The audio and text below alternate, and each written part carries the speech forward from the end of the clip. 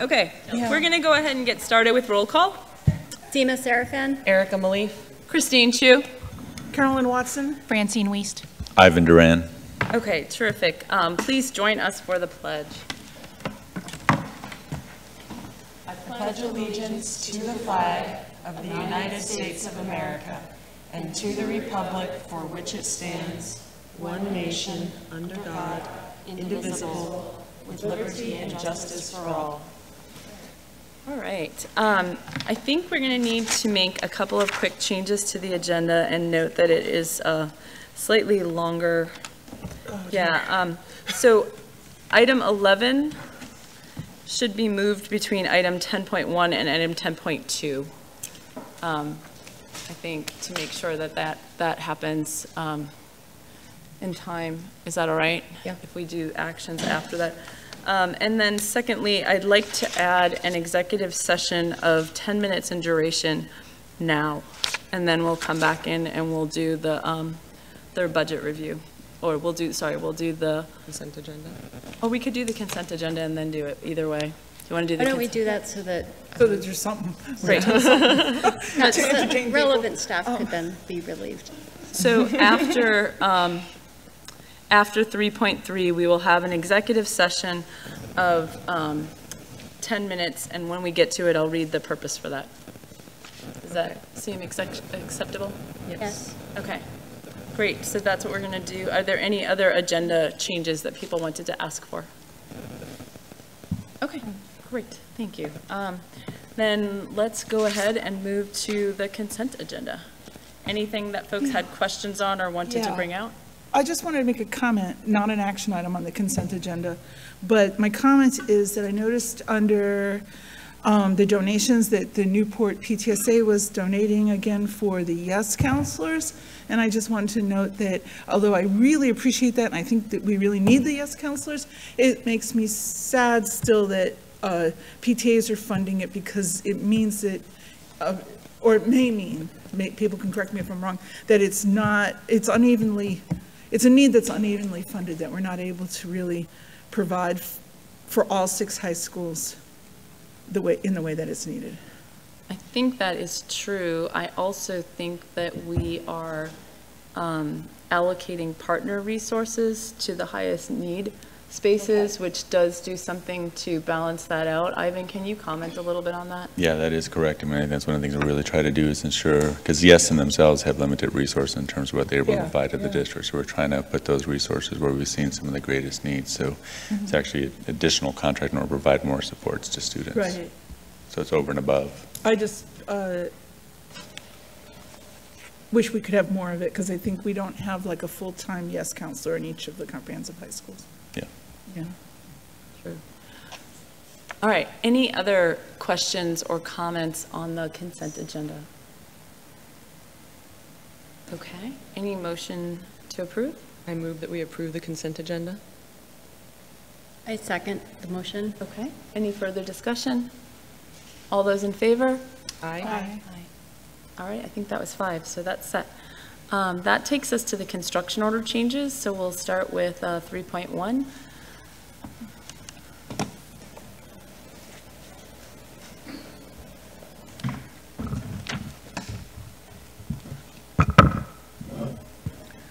Okay, 3.1 is a fee modification for Sierra Martin Architects and the Puesta del Sol Elementary School project.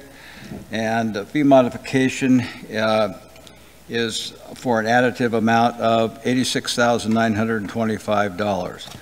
This increase results from additional civil engineering services required by the City of Bellevue for the frontage improvements at 151st Place Northeast, the main entrance to the proposed Puesta del School at the current Bellwood Elementary site. Total project budget for the Puesta del Sol replacement project to include construction, tax, and soft costs was set at $76,500,000.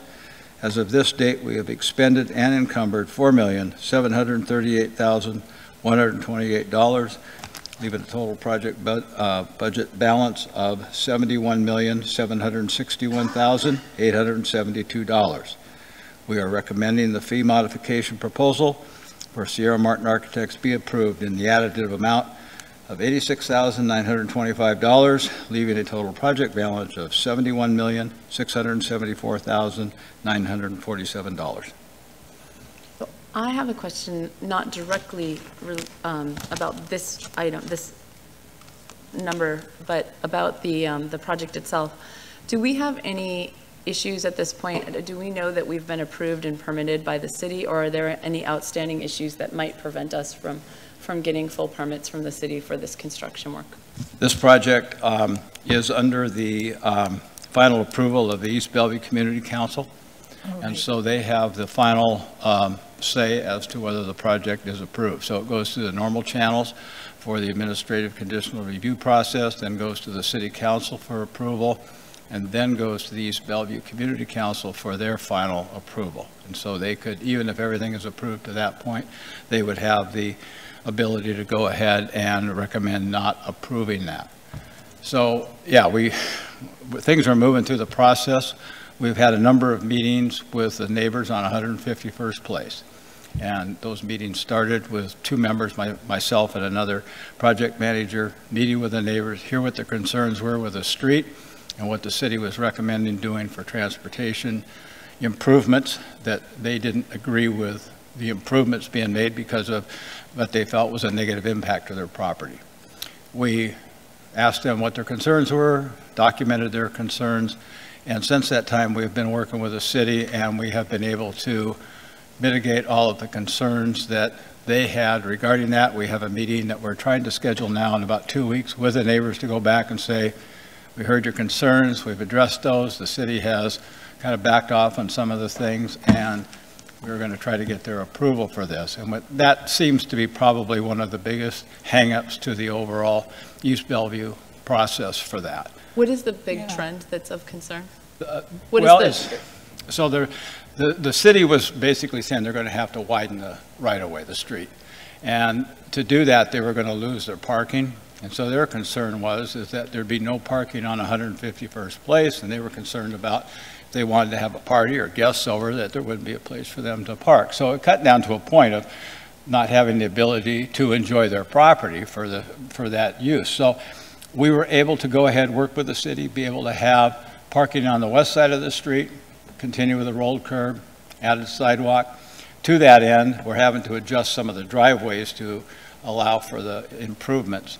And so we are going to put together a proposal to do some site improvements to take care of every driveway on that of the 16 residences, to improve their driveway right from the right-of-way up to the garage, so we can go ahead and take care of that, as well as provide some landscaping. So there is going to be some improvements to that.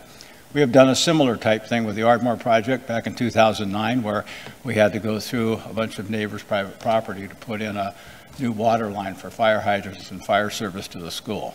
And so we did a similar type thing there. So we do have a precedent for making some of those improvements, and it is going to be a benefit to the folks there. So that's how we're approaching this, and hopefully in 2 weeks we will have their approval for that. I appreciate that you went and negotiated with the city, because I think that the property area issues don't just impact the neighbors on their day-to-day things. They have a huge impact on our school community and its impact on the neighborhood when we have big school events, because people need to park for those events, and it's always on the streets all surrounding, and it's really important that we are good neighbors to ourselves, really, because this is our community going to our schools. Right. And yeah, and it certainly has a lasting impact too if they have a negative experience too. Right. So we want to. Great. I have one other question. Is there at this point any reason to suspect that the project will not be on track time-wise? Well, so we were scheduled to go ahead and start the project. You know, we should have been demolishing the school by now and starting again. So what we're looking at now is hopefully getting everything approved, get the project on the street for bidding in November, and be able to start demolition in January of 2020. And final completion of the school for move-in will be out a year, so it'll be August of 2021. Okay. So that does a couple of things for us, is it gives longer time. And our schools are getting so big right now that, you know, as we're replacing these elementary schools and all the things that we have to accommodate in the school building itself. So, you know, they're getting large, and it's tough to demolish and rebuild a new school in 13 months. So we're pushing the envelope on that. So that will help us with, I think, a better bid climate in November, and I think we'll have more it'll take away some of the contractor's risk of trying to condense the schedule down into a, real tight time frame. So that's the downside of it. The other downside is that it extends it out a little bit. Commodity prices are still going up 6 or 7% a year, so we're going to have some increase in commodity prices. And it's another year for them to get into their new school. Right. I just feel like my computer's on the fritz right now, but we had some communication. I had some communication from a neighbor down there that said they were going to try to get that East Bellevue Community Council not to approve this, and then what happens if that should come true?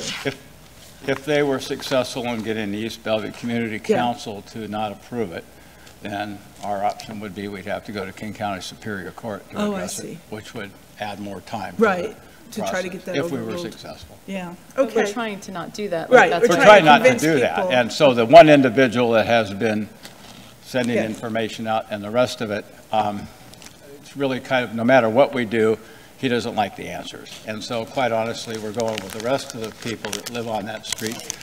And basically, we think that we'll have a workable solution for the other folks, get their support, and Then it should work. right. And, all this information is in the file that has to go through the hearing examiner and the various processes, so.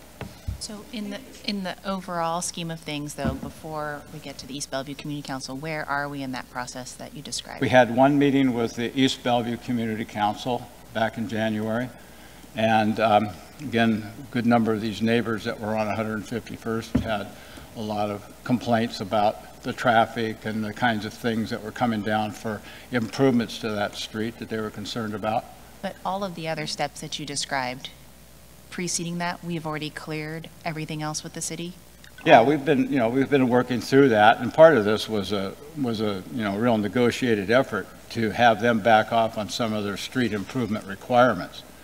To be able to go ahead and allow the neighborhood to meet some of the criteria they had, which is some on-street parking and things like that. So everything else is done? This is just the Yeah, so the we have last to go step? back one more to the East Bellevue Community Council. But after the first Community Council meeting, the only one we've had so far back in January, one of the council members at the end of the meeting directed me and one of my project managers to get out there and meet with these neighbors and get it fixed. So that's what we've been doing. So at least hopefully they will be able to see that we did make a good faith effort to try and get it fixed. But does the community member, who instructed you to do that, does he or she speak on behalf of the other? No, it's one individual out of 5, so it was just Okay. one of those remarks, but, Okay. and it was certainly our plan to do that anyway. But you would then go back to each neighbor and sort of say, are you good, are you good, are you good? And you expect to have maybe one who may not. Well, it sounds like you're having a group meeting with the neighbors. Yeah.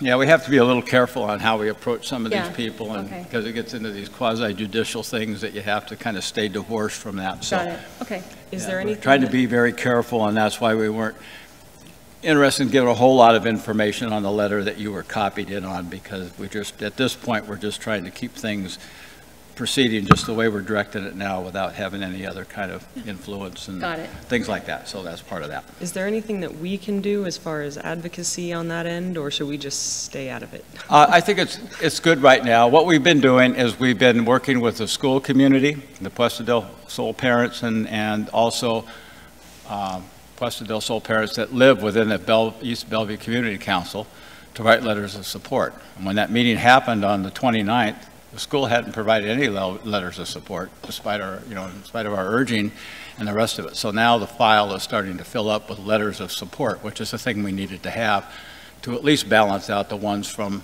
the neighbors that were saying this is terrible and all the rest of it. So we're working on a lot of fronts. It's kind of a political thing. Do I have a motion to approve this item? I move that we approve item 3.1. Second. Okay. Any further discussion? All those in favor? Aye. Thank you. Is that 5 or should I? No, it was Sorry, I'd go through them all. if you Yeah, didn't no, do- good. They're gonna- Okay. 3.2. Okay, this change order, 3 for Clyde Hill Elementary, and this goes back to about where we were here a month or so ago. And we had some acceleration costs that we've been doing, again, to make up for the amount of work that needs to happen in the elementary school, things around working with the city of Clyde Hill, and then some of the weather and the strike-related issues that we had to make up some of the time to be able to get the school open here in August. So we're making excellent progress towards that. And this cost here of $219,256 represents approved overtime by a number of different trades working additional hours during the day as well as additional time on Saturdays to try and improve the schedule and get the building open. And like I say, we're making good progress on that. So total project budget for Clyde Hill Elementary, to include construction tax and soft costs, was set at $68,092,000. As of this date, we've expended and encumbered $61,655,942, leaving a total project balance of $436,058. We're recommending the approval of change orders 3 in the additive amount, $219,256 plus tax, leaving the total project balance of $6,194,876. Any questions? I have one, and it doesn't have to do with this in particular, but I think I asked you this once before, so I apologize. I occasionally get an email from someone about these change orders, and I think the core of the inquiry is about how we know if it's accurate or not. And there's a particular person who I think emails some of us, maybe all of us, about, with, I'll call conspiracy theories. Yeah. So if we set aside the credibility of that, we still need to know, like, what checks and balances do we have in place? So I think the question I have, and I think you have an answer, but I just want to know, how do we, as people say, oh, I worked overtime, how do we in the school district ensure we know that that work was really done? I assume there's a 4% on site, and then how do we within the school district have an answer back to our community that we have like a check and balance for the accountability, that this really is, let's say, due to overtime, and it's really due to overtime that is reasonable and within scope. Correct. And just for a data point of comparison, within a town that I live in, there was, I think, an honest mistake that was made, but it was made twice, so I'll just give you the context. And if you go back and say what was wrong, there was no kind of, there's no paradigms put in place to check the town against itself. So the town ended up being the target of a phishing thing, a phishing email, and the person who was covering for the mayor at the time paid out twice $50,000. Now, had there been a check in place that any time a check like that gets transmitted, another person at least confirms that person who was, I think, slightly maybe taken off guard and not fully thinking would not have made that mistake twice. So I think that's what partly triggered a recent question to me. So I just wanted to have an understanding of that so that I could appropriately answer. Right. No, okay, that's good. That's part of what the state auditor talked about. Yeah, and I was about to say I didn't know if you guys already knew that because you're a finance committee, but I thought I would just ask you, Jack, because I figured you might. Well, okay, so also. When this, I think you brought the question up at the last board meeting about that. And I remember you had given me an answer about the overtime per se, and I thought it had to do with the 4%. What I didn't know is, back additionally, do we have some other, an additional thing that says, and that overtime was reasonable. The 4% could be on site and say, yeah, I actually saw them do a lot of work. I make no qualitative assessment as to whether they work unreasonably slowly or they're doing all sorts of. So to follow up on that, after that meeting, I went ahead and printed off the backup detail for that change order. And it was about 80-some pages of documentation. So it's timesheets that are signed and so on. And I sent that to Melissa and whatnot. And so I don't know how far that got, but I had that documentation for that specific change order, which is all the backup detail that you're talking about. The number of hours worked. It includes the cost of equipment, the rental equipment they may have had, lifts, that type of thing. All those different things that are beyond the normal work hours that they bid in the contract. So all of that then is submitted, and it's then reviewed by the district. It is in a joint meeting with the architects and with all the specific engineers. So all the different trades are represented by the design engineers, as well as the contractors and the subcontractors that are involved in that. Okay. So it's a fairly large meeting to go through, and the question about, is this really now, you're claiming fuel for this lift out there, and really that was already covered. So they pull things like that out, get it down to where everybody agrees that yes, this is a reasonable cost, these are the hours worked and the rest of it. Then it is signed as an official document that goes into the pay app once it's approved by the board. Then they can go ahead and put that on their pay app. It's then certified by notarization, goes signed by the architect, it is signed by the contractor, signed by the district, and then it is processed by the district. And our business office, upon receipt of that, cuts one check, and it's either electronically transferred. So it's Okay. then it comes down to the state auditor reviewing things like that as they come through and do their review. So That's what I was going to say. We didn't have any, findings or anything around this sort of thing with the state auditor. And they did talk about how they look for like a 3-part check on just about anything we buy, right? So that there's an invoice, there's a record that we paid the bill, and there's someone signing off that we actually got that good or service. Yeah, but then the initial layer was just the reasonability of it. And I Right, think, is it and that reasonable? helps to understand that, because that was the one piece that I frankly don't remember where I thought I was missing. Well, but it was about whether or not, I thought, well, I heard from Jack that there's somebody on site and he makes sure, let's say, that the hours were actually worked. Right. But then what I wasn't positive of was, did I learn, if there was a reasonability check? And by someone who would be in position to know. And so you've answered that. That's the architect or those who actually know it's unreasonable, let's say, to spend that many hours welding. and it is the architect and all the various engineers, electrical engineers that did the design work and so Okay, on. thank you. All right. Sorry. Are there Yeah, any- good question, any other legitimate, questions? and you're the Yeah. ones that have to answer to your Yeah, thank you. constituents. So, Thank yeah. you. Any other questions on this one? Okay, can I have a motion to approve? Motion. Great. Second. Thank you. Any further discussion? All those in favor? Aye. Okay, Thank you. and third one, Okay, so ESC what? East-West. this is for the ESC East-West. We're doing a tenant improvement over there. So we're putting new carpet in there finally. That carpet that's been in the ESC West or East has been there since 1997. And so it's been cleaned and all the rest of it, and it still looks like heck. So, I mean, we're going to do some of those things. We're doing a little bit of painting in the lobby. We're doing some new wayfinding signage in the building so people can find their way around. And we're doing a new reception area, so it kind of provides a little bit of a physical barrier to just walking in. So people have to go through this reception area, get directions, and also check in, get the badge and the kind of things necessary for that. And one of the other things that we are doing is we're adding an entry canopy out in the front of that just to give a little bit more weather protection, as well as a new walkway to take care of the different levels and the trip hazards that are there. So we're cleaning that up. And then on the ESC West building, there is no ADA accessibility other than walk down the driveway, get on the elevator and go. So this will provide a ramp that will make it with an ADA compliant to be able to access the building. And then also some monument type signs that'll be lit around the campus. So people will be able to find their way easier than what they're able to do now. So this is the basic scope of work for that project. And we opened bids for this on July 2nd, and there were 2 responsive bidders. And Cornerstone General Contractors was the apparent low bidder with a bid of $499,225.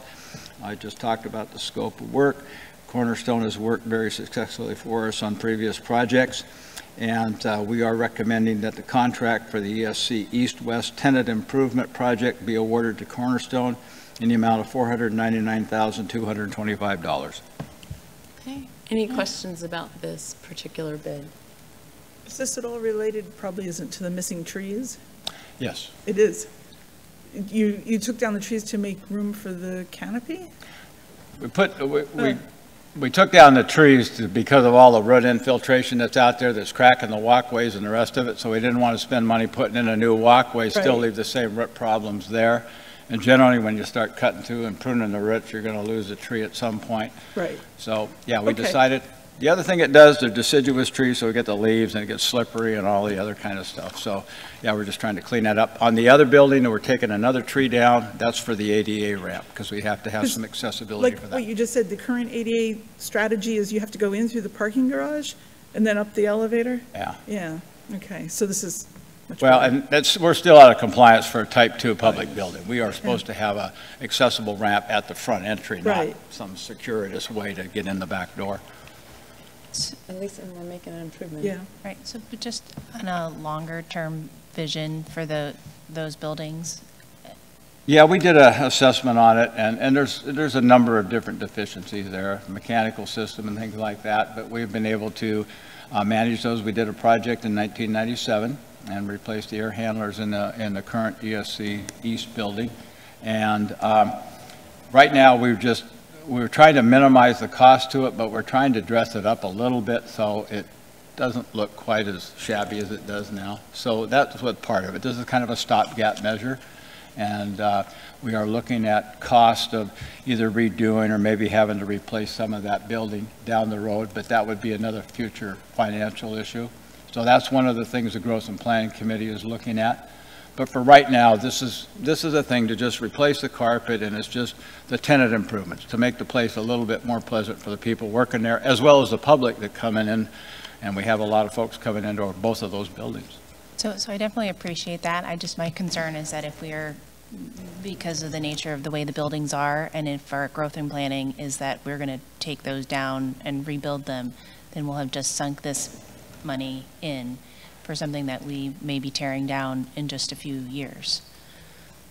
That was one option that, we looked at. We have a cost for doing that, and I don't think anything's definitely been decided which direction we would go with that, but whatever it would take. What is the earliest that we would be rebuilding those buildings? If we were to do any changes, what is the Probably, absolute limit? probably 7-8 years would be the earliest. So we if it can't was be part of a bond non-compliant issue. for that. I mean, our first deal would be to take care of the issues we have at the schools. So we need some additional space at Newport High School, as we know, Interlake High School. So big picture, international. So those are the things. I mean, it's first taking care of the kids and our basic program goals. That's our first order of business. so it wouldn't be unreasonable to have a new carpet and then in 8 years not have it anymore because the building isn't there? Yeah, and I mean, I think that's a reasonable piece. Yeah, Okay, so that's what I wanted to get a sense of, was Okay. the timeline, because if it was 2 years from now. Right, yeah, no, this would be out a ways. And that would be politically one of the last things we want to do is get out there with, Yeah. doing the central office before we take care of any of the school problems. So, But my understanding was that maybe they would be used for something else besides central office, right, in that growth and planning. So that's, if it were being used for something else, if it was being used for students in some way, then Well, it's it might be sometimes- happening sooner. Okay. I So we have go ahead. only one question. Hmm? If the two bids, they seem high, but it may be that, and that's all I wanted to know. Oh. If you get two bids and they both seem higher than you think is reasonable, do you just keep getting more bids? Or do So- you kind of? Yeah, so is we your advertise, protocol- we advertise for bids, and then we do a public bid opening. Yeah. And so we are, if it was a state-funded project where we were getting some state money for it, like a school project, if our bids came in at 10% over the design team or the architect's estimate, then we could rebid it. I see. Otherwise, we could then decide if we're going to go out and rebid it again and then try to value engineer, get the cost down, or do some things like that. So this was kind of within the scope of what you expected? Right, and Okay. the two bids that we had, they were 50, Yeah, there was a delta of only 51,000 yeah. difference, so it's Yeah, okay. relatively close in that kind of a Okay. project. I want to call out that I really appreciate the signage thing, and I actually wish that you would consider doing more signage work at our high schools in particular, and also at our central district areas. I can't, for the life of me, consistently find the gyms, the theaters, the sports fields. Where should I park to go to one versus the other? I always park in the absolute wrong space, and then you're running around the campus outdoors trying to figure out what door you can get in. I don't know why we don't have more signage, and I wonder, like, couldn't we do some kind of pilots with, like, wooden paint that, like we could at least see how it worked for a few well, I months? saw you had the 'Cause right- little the number of- sandwich sign out in front of the. Yeah, it gets a lot of makeshift. So Yeah. The other part of this thing is that we also have to deal with the sign ordinance within the city of Bellevue, but that's exterior signs on the building. So they limit how many you can have on one, east-facing facade and things But like you that. can have it But stuck in the as ground. so use a lot of portable signs. The other thing is one of the things that we're doing a lot more with is the wayfinding within the building. So even once you get in, be able to find the, where the gym and the various places are. But yeah, your point's well taken, and we always struggle with I that. think I'd make the specific ask that as we work on building security, that we incorporate some of the external wayfinding work into the cost for that, because especially as we're funneling to people to a single exit that's open, it's really frustrating. Like, let's say you go up to Interlake and you park all the way around in the back, but then you don't realize that you can't get in through any of the doors there and to walk up front. Like, it would be helpful if people knew what's the way to get to the door that's open.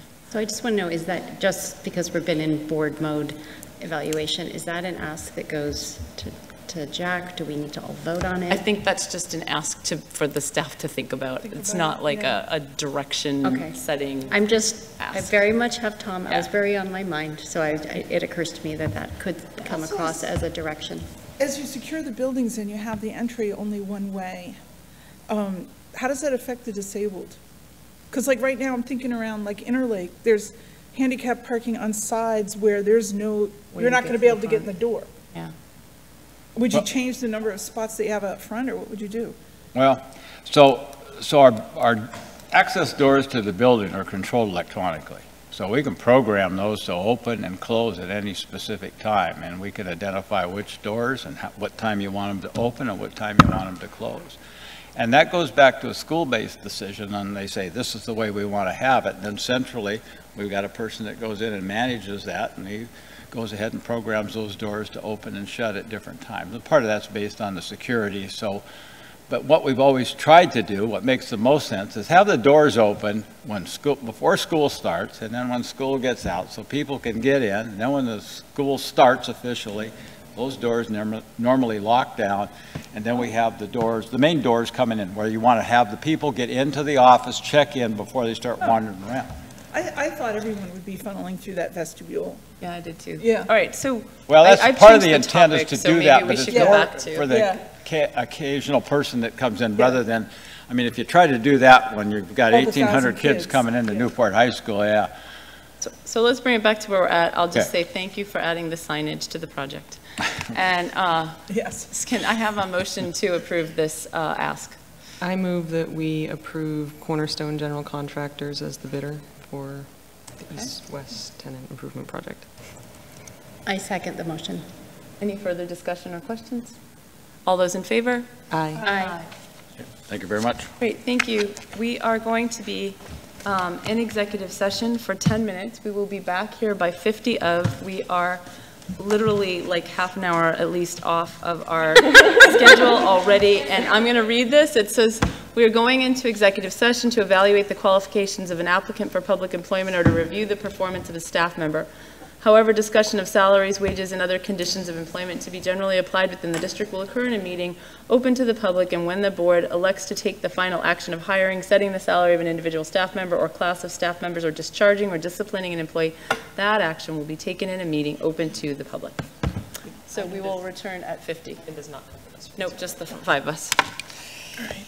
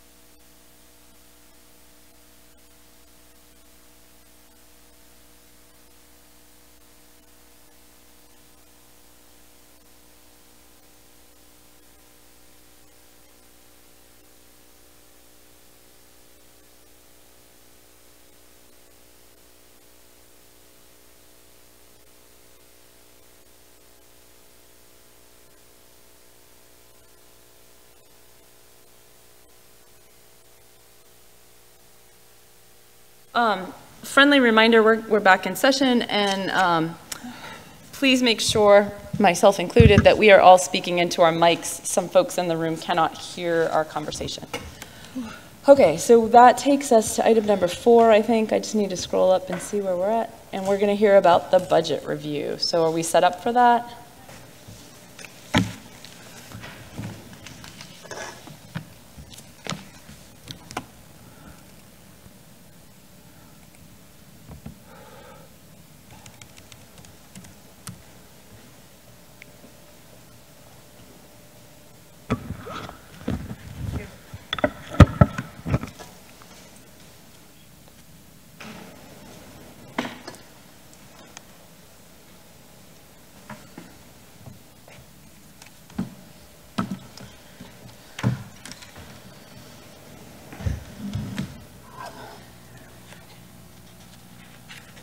Man, show, no.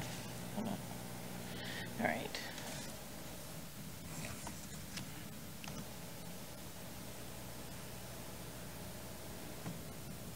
I'm in show. Okay. Good evening. So we have, what do we have, 20 minutes? We have 20 minutes, so I'm not going to even go through this presentation, to be honest with you. I'm going to just kind of give you a quick summary and just open it up for questions. I'm assuming everybody had time to look through it and read it a little bit.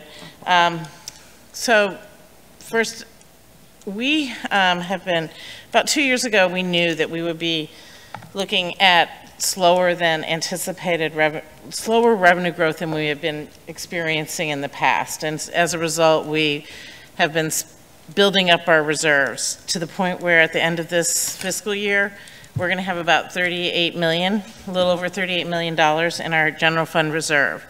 And so moving into this year, we knew that there were going to be some unfunded mandates coming with the school employee benefits coming in, and then there's some other ones coming in as well.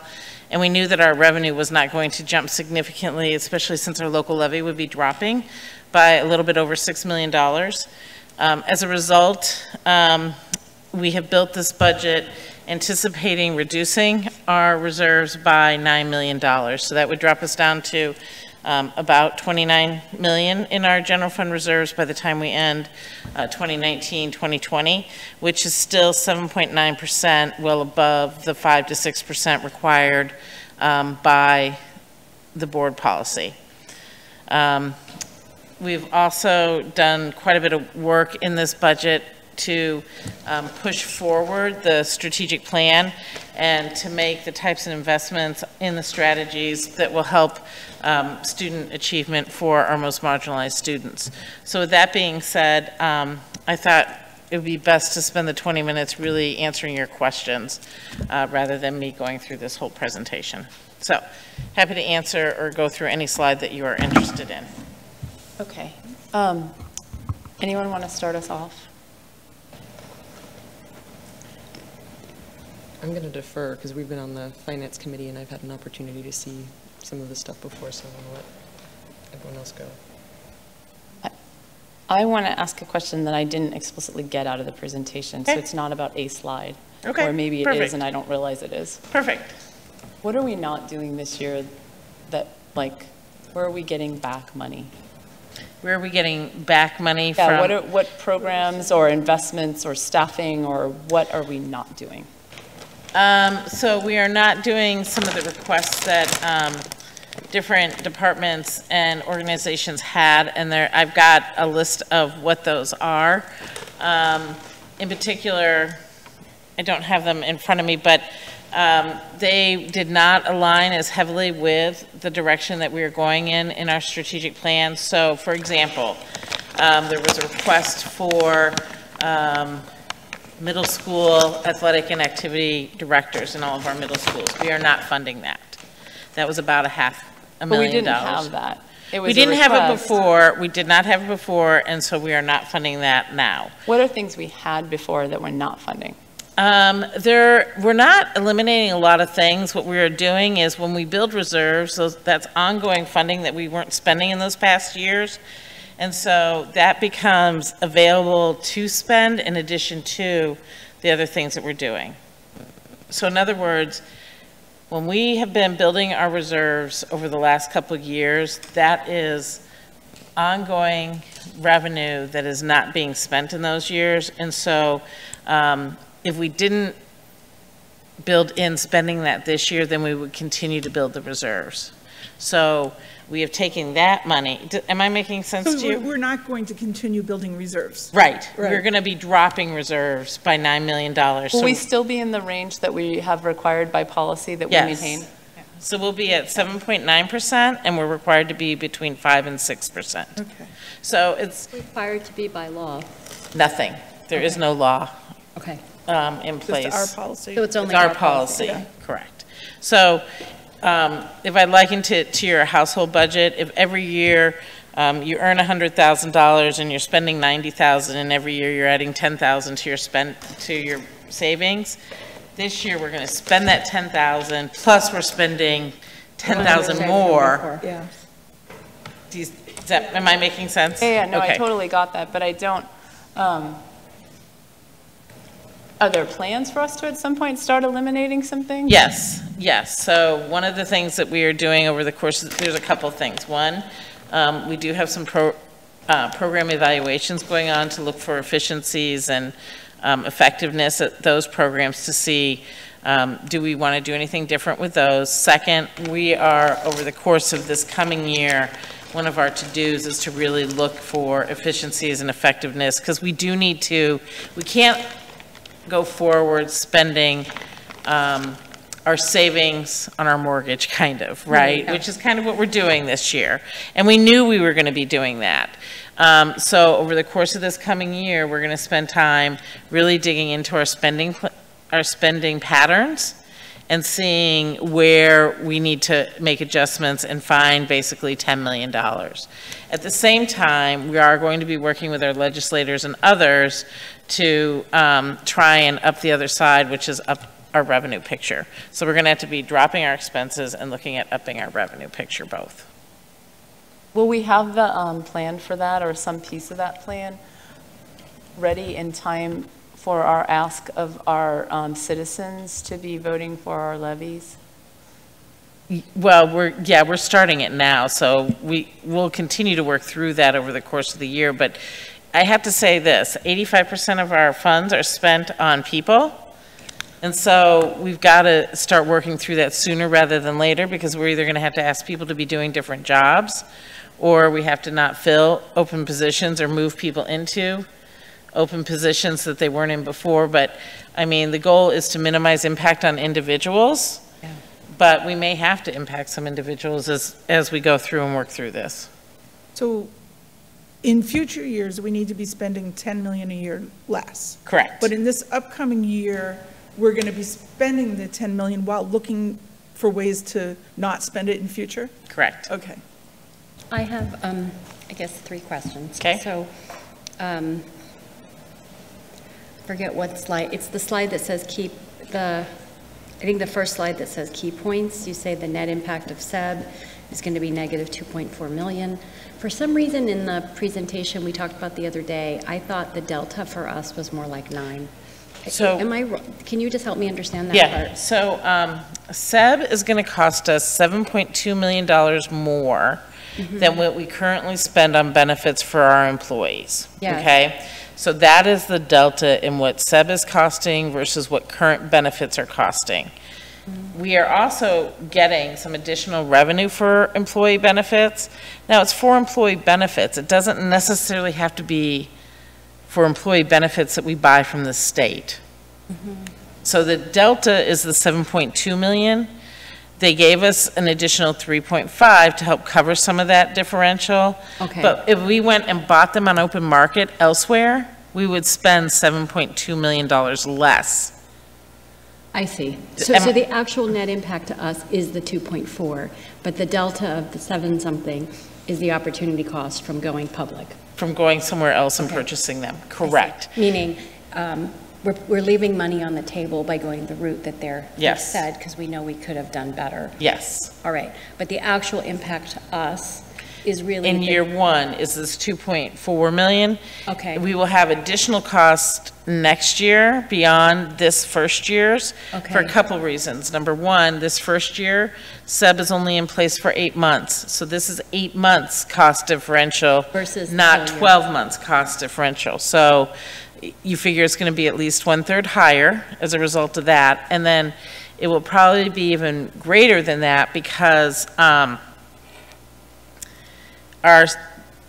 the way that we're starting counting substitute hours, so substitutes will be eligible for benefits once they hit 630 hours. So this first year, we're going to start counting them in January. So they won't even have a chance to reach eligibility until May. Okay, Okay, but next year, if they met it this year, or if we start counting in September, then they're eligible for many more months than they currently are. so for what it's worth, I think it could be helpful in the discussions we're planning to have to flesh that out. Because Okay. at least my takeaway had been in that 7 to, I don't know how I got to 9, but I want to make sure we don't speak about leave the wrong impression and then Right. look like we misled somebody. So then I have 2 other questions. I've heard many times, and so I know have other board members, that our community wants more mental health counselors, and they want that distinction from, let's say, academic Yeah. counselors. So if we were to answer, and then I'll just tack on, that's about human resources, then you also have the physical security, which you know is a constant refrain from me. So those each represent costs. Correct. So if we were to answer to our community, how come, despite how many times we've come and told you, we don't have all the mental health counselors that we would have liked at our high schools or middle schools? Or if we were to hear, how come our schools are not retrofitted to the point that we think they should be in light of dangers that surround our community or surround today's world? Is the answer tied back to, is it about logistics when it comes to capital improvement? Or is that budget, for example, covered adequately with what the legislature just passed? Okay, so- On the mental health too, is it because So we're the getting? mental health is in here. So if you look at the Okay. mental health action teams at all secondary schools. Yes. So we are funding the mental health action teams, which is basically screening, helping with some screening for secondary and high schools, as well as mental health counselors to support students that have those needs. And is that FTEs? Is that There's more? FTEs in there, and this is. They've hired net new FTEs for which the cost is $440? So Heather would be the best person to answer exactly the details Okay. of this program. It is broken up. I think at the high school level, it is an additional counselor, and then it depends on the middle school what their current allocation was, because in some cases it was like 0.3, but it's so that there is an increase happening in all the secondary schools, but it's all based on what they currently have. But the primary purpose is that we have that ability to be able to do that initial screening for students that are identified as having some immediate needs. So there Is is an that increase. delta effectively being paid, like to Carolyn's point, from our reserves? Or is that something that somehow what the legislature did gave us the requisite funds we need to cover that? No, the legislature did not give us the requisite funds to Right. cover that. That is. So that is being paid to meet our needs, or some of our Mm-hmm. needs. We are essentially using our reserves as a net new cost for the coming year. Right. But query whether we can do that year over year. Well, I mean, so here's my belief, is that, first of all, it's general fund and BSF. Secondly, we already had invested in this as a pilot program last year, so I believe that number was right around 160 to 180,000, somewhere in that ballpark in terms of what we did last year. So the total, if you add what we're doing this year plus what we did last year plus what BSF is providing us, it's getting up closer to 750,000, give or take, directed towards this. We did not get money from the legislature. However, the priority that this is, Yes. this would not be where I would go to find the Cost savings. the 9 million that we have to find. Okay, so just because, so we really tried to avoid putting anything in place that we would have to turn around and take away. Because the things we're putting in place are really targeted at what we need to move forward for our strategic plan. So with student well-being being one of our priorities and the increased rate of mental health issues for students, this is really critical moving forward. So it would not be where we would look. Okay. Okay? And then, can I just ask, when you netted things out, did you find that that was, I guess, in your mind, adequate to meet the needs? I mean, I don't know if according to Heather, Yeah. this is what their ask was. So I'm assuming that she came with what was adequate to meet their needs. Okay. And then I guess the same question on the And I just physical say, and that's security. the ask in a constrained environment still. It wasn't like a Right. complete free-for-all in terms of you have anything you want, but knowing that we are definitely trying to spend some money but not spend a lot of money, what would be the ideal? So this is what came forward.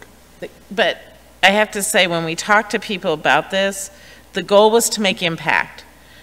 We did not want to spend so little on anything that there would be no impact as a result of it, because you're better off than putting money into something where there will be impact. Does that make sense? It does. Yep. So the conversations were really around, what do we need to spend in order to make impact, and how much impact will that make? But you're right, it was not in all things being, she would love $2 million, or whatever. Right, I understand. So you talk about that impact. Are each of these tied to one of the annual plan goals so that we know we'll be measuring whether or not we made that impact or progress toward it? And if they're not, how are we going to track the impact? So they are tied to the annual goals, but they're also tied to organizational level goals. So let me give you an example.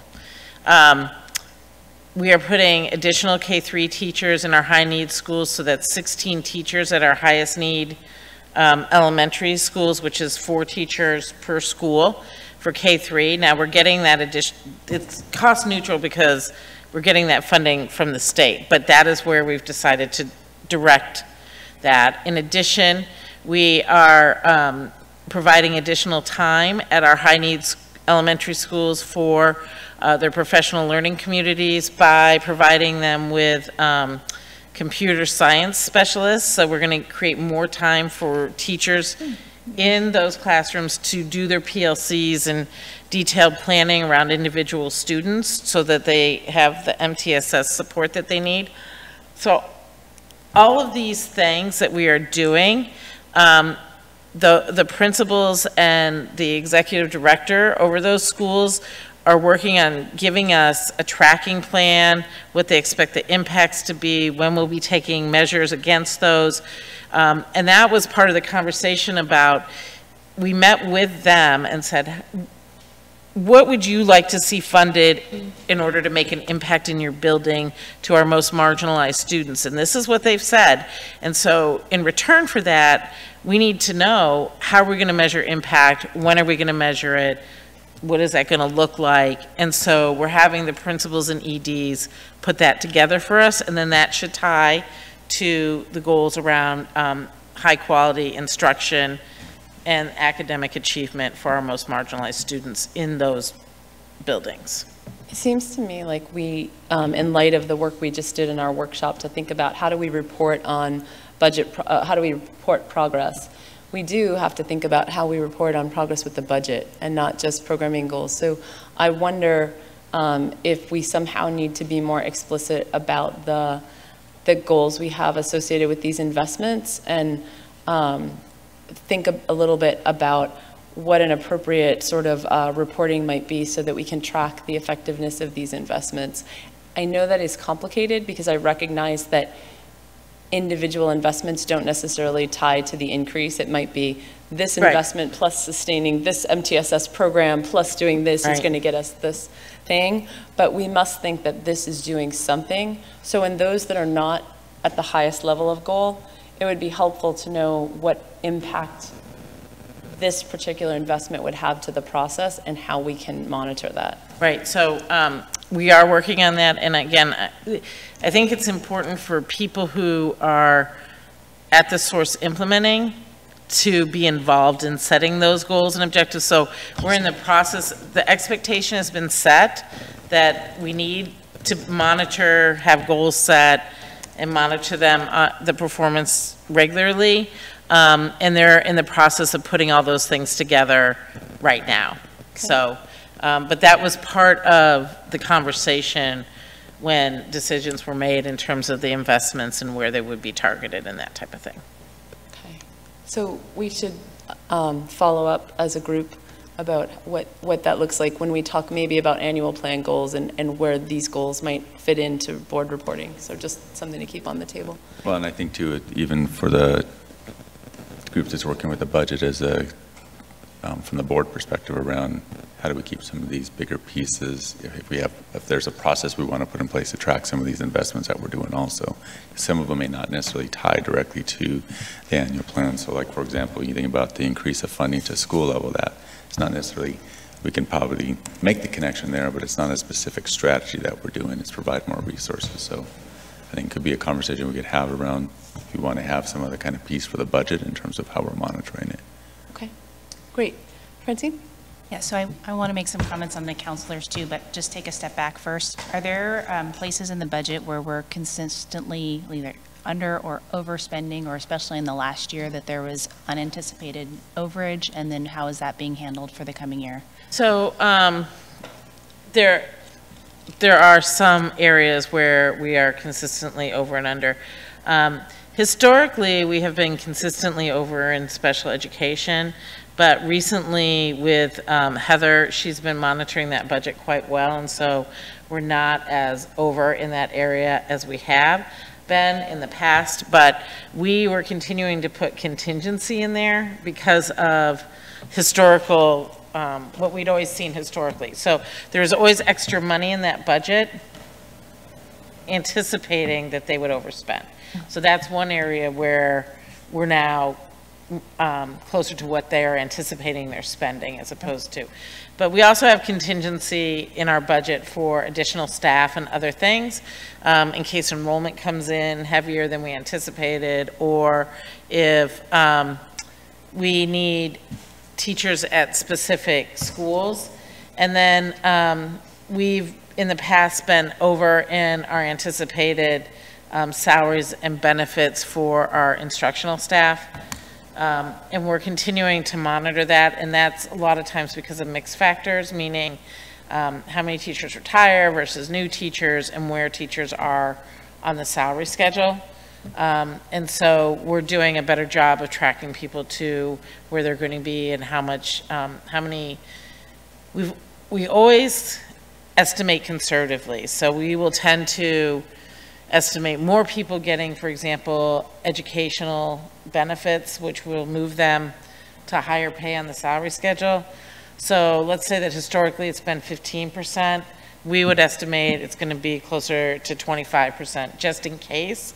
And so we're backing off on some of those where that's never come to fruition. Does that make sense? Yeah. I have just. You want to follow up on that? Because I want to go back to the counselors, but if you have something specifically. Yeah, the only thing I was going to ask, which I raised, but I think we kept going, was just, I mentioned 3, and one of you answered the first 2, but on physical security, if we were to answer the question, we don't have all of our schools where we want them to be in terms of optimal physical security, is the answer because of budget challenges, or is the answer because of operational challenges? It's more timing and operational. So it's a mixture of both. So let me kind of, so our high schools and our middle schools are the priority for us, just because the possible risk at a high school or middle school is greater than it is at an elementary school. With respect to our high schools, we've got 2 of our high schools, Newport High School and Interlake High School, that are possibly going to have significant remodels done. And so we need to look at that and the timing of that and the bond question, as opposed to investing a lot of money redoing their entrances and things right now. So that's those 2, along with International School, is potentially on that list. Big Picture is potentially on that list. So that is those. The other schools, we've got Bellevue High School, which we are looking at what do we need to do in order to get that entryway, the Like the vestibule. the vestibule entryway there, but in the meantime, we are going to put in basically funnel people through one door after school starts. So we do have an interim plan there, but we're hiring we have to hire an architect, and we have to get an estimate, and we have to do all those components. So that's what we're doing for Bellevue High School and for Chinook Middle School. Chinook does have a vestibule. It just doesn't have an entrance directly into the office.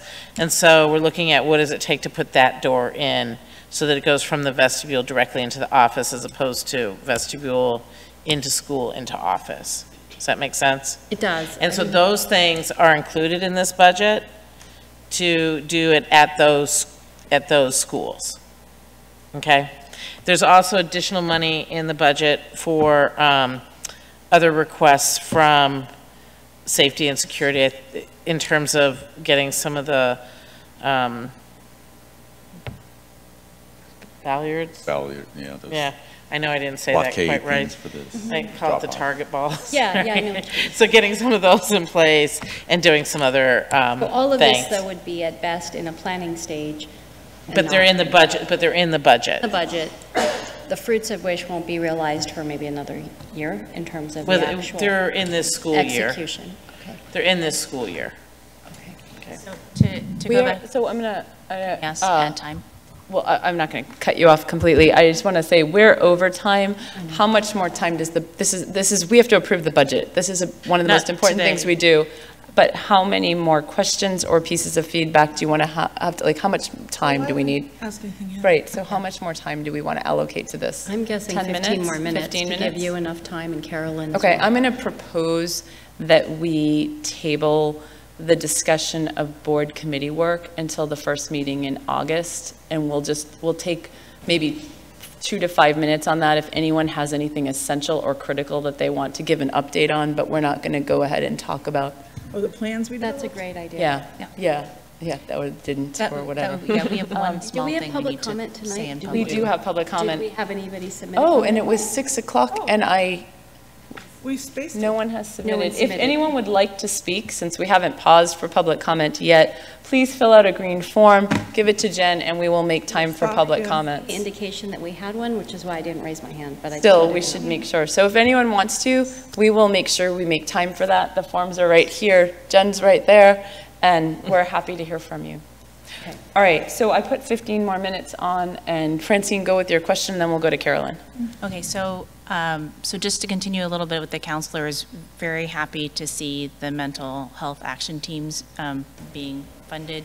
I would actually like to see even more, an additional counselor at each, especially at the high school level. I think it's that important. And just looking at where we're allocating our strategic investments, I'm very much in the preventive care model, right? So investing early in elementary and seeing the fruits of that, even though it may be many years, looking at graduation rates is really important. But when we look at the allocation of the funds here, even though they're coming from different sources, we've got 1/5 of the amount of money we're spending in secondary as opposed to elementary and these additional strategic investments, and it does represent half of our students in the secondary level. And so I would urge that we consider adding an additional counselor at each of our high schools for going forward. That's specifically around the mental health side. So then that decreases kind of the burden on our college and career counseling side of things for those counselors.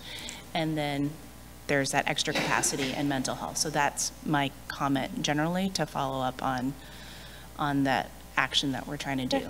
So I want to give some feedback related to that, because I hear feedback giving in that direction, and so if we're collectively giving feedback tonight.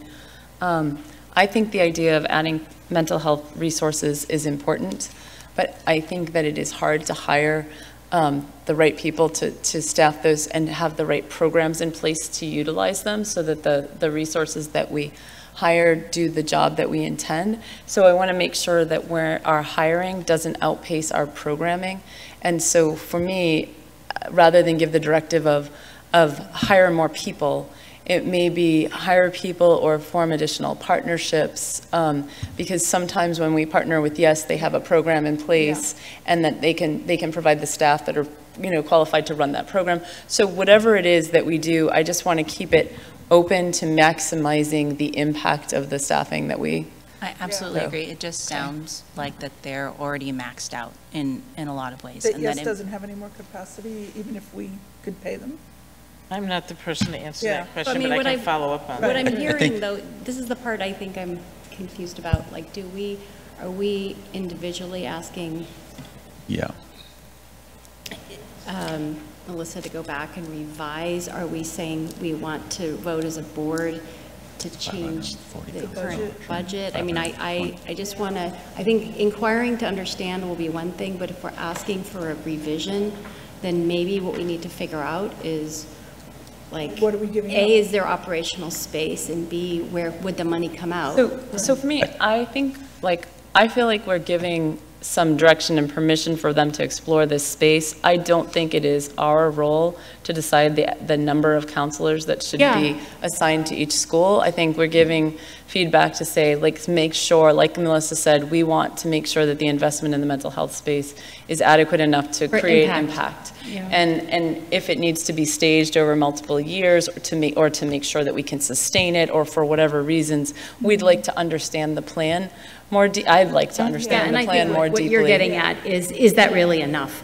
Yeah. Yeah, And overall, it could be because our strategic investments are already maybe more heavily weighted at the secondary level. Now, where our additional strategic investments is making it, at the elementary is helping to compensate for that. And so, that could be the comment. So this is just noticing what we have here, and just thinking about how we're really trying to serve all of our students. How are we balancing out where those investments are? And so that was just one observation, was how, when I look at it, it's 1/5 the amount, and yet it's half of our students. So that's kind of a comment, and So can I just I also real say, I quick- think the other important part of that is also thinking that this year, I would actually want to do an analysis of what we spent over the last couple of years, because there's been other times in the past where there's probably been more to the secondary than there is to the elementary school. And again, I think making some of that initial investment is so important.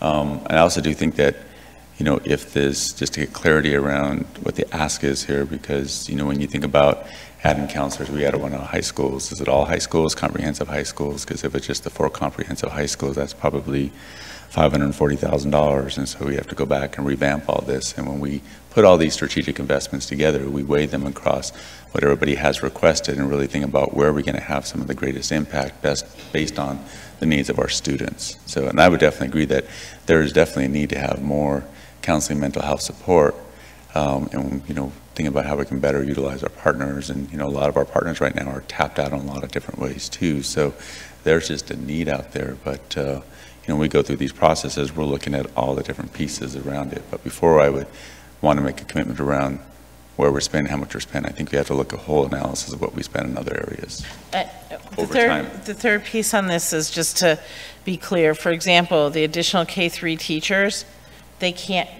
that money cannot be used at No, I secondary. understand. So there's some, That's not what I'm every saying. dollar is green. Like, And I if said you get what I'm recognizing saying. that they're Yeah. coming from different pots. So then the yeah. last one was around the graduation success coaches, and I just was wondering, there was, on the budget, there was also the dropout re-engagement, and I was wondering, that was over this year, and do you anticipate that is there overlap with that? If we do better with the graduation success, then we spend less with dropout re-engagement, for example? Yeah, well,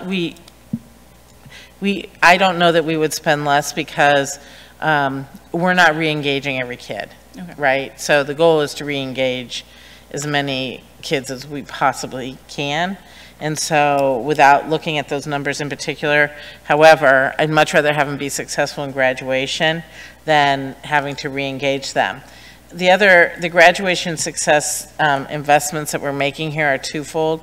One is our RISE program, which is for students that are struggling to be successful in traditional high schools, whether it be because of drug and alcohol issues or anxiety or other things. And so this is, we had 38 kids in that program this year, which is a lot. And so we need to add staffing to that program to be able to work with these students. And the goal is not to have the students graduate from RISE, but it's really to work with them and get them back into successfully back into their traditional high school or other programs. So it's not to keep them to graduate from this, but it does give us an opportunity to work with the students and continue their academic progress. How many people did you say in that? There was 38 this year, but they come in and out, right? So they're not all there the full year. The Interlake High School reentry pilot is a pilot that we're doing at Interlake that really looks at kids, getting them back in, so where they exit RISE, or let's say they were absent for a couple weeks for various reasons.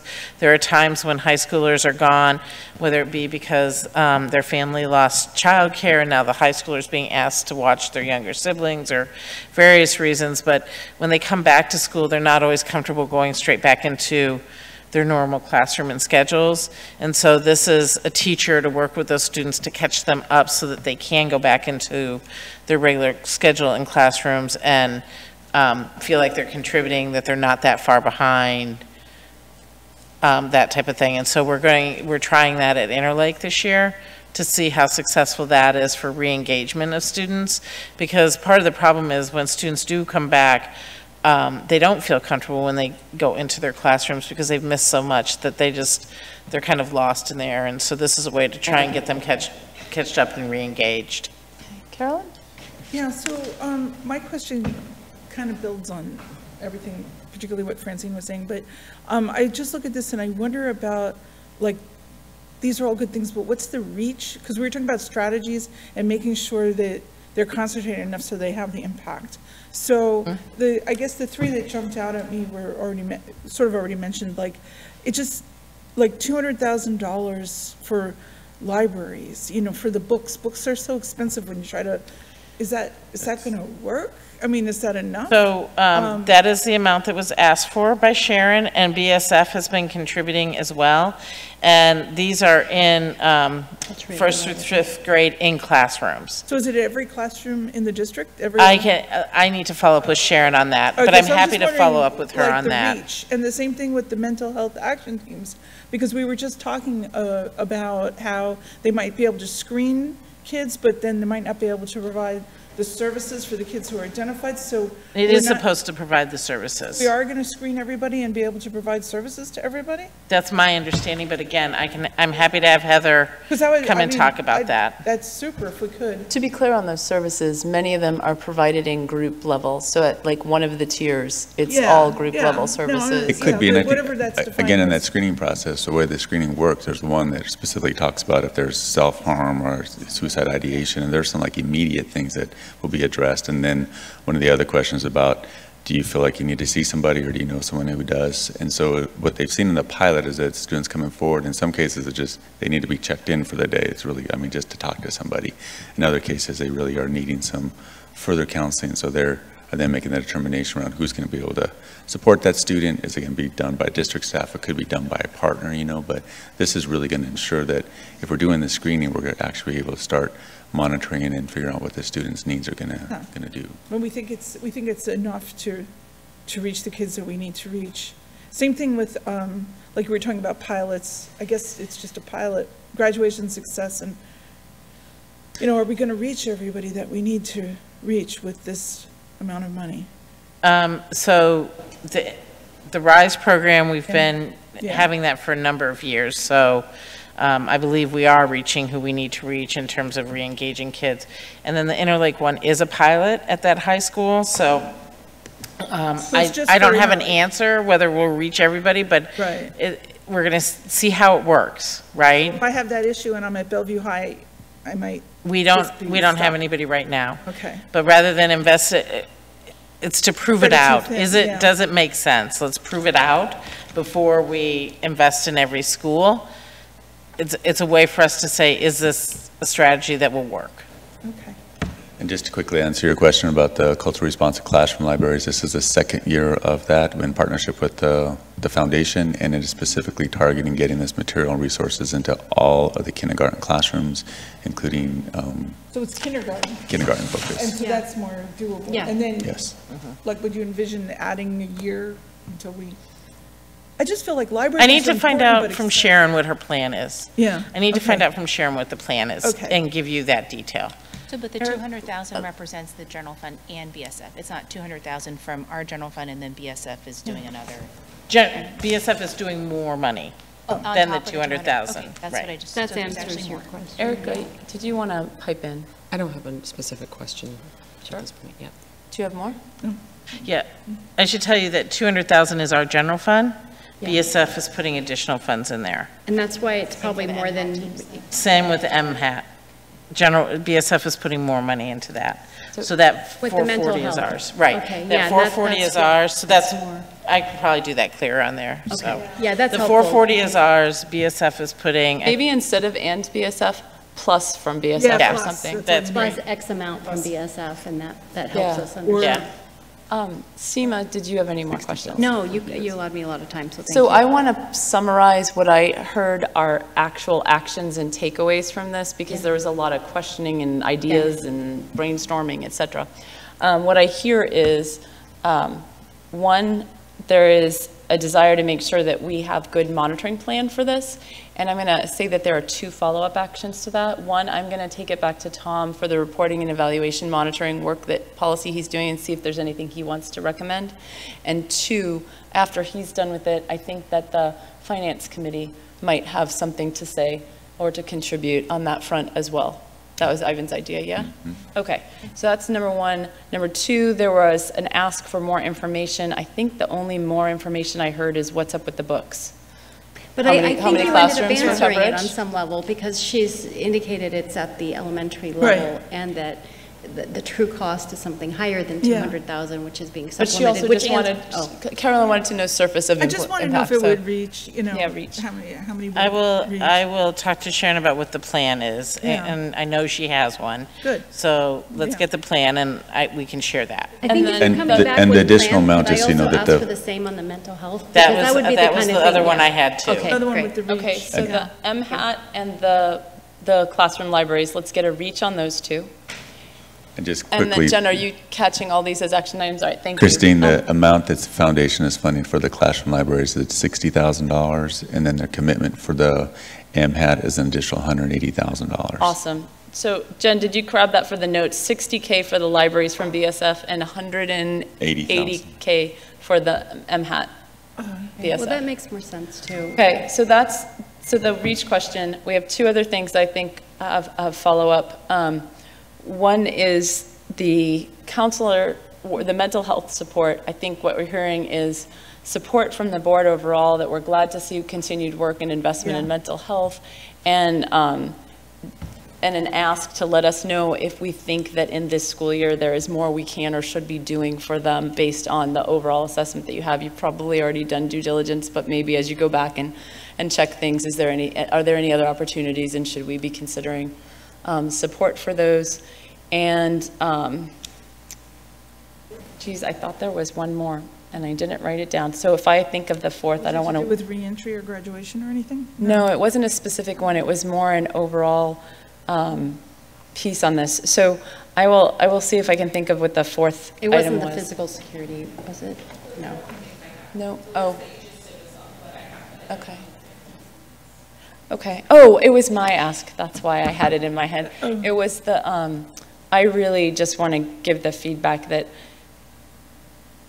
I am anxious to see the plan for where we might want to cut some programs or things. We get frequent feedback from our staff at all levels, classrooms and management levels, that we have too many initiatives, and if we truly don't have too many initiatives and we're pulling back, where are we pulling some dollars out of?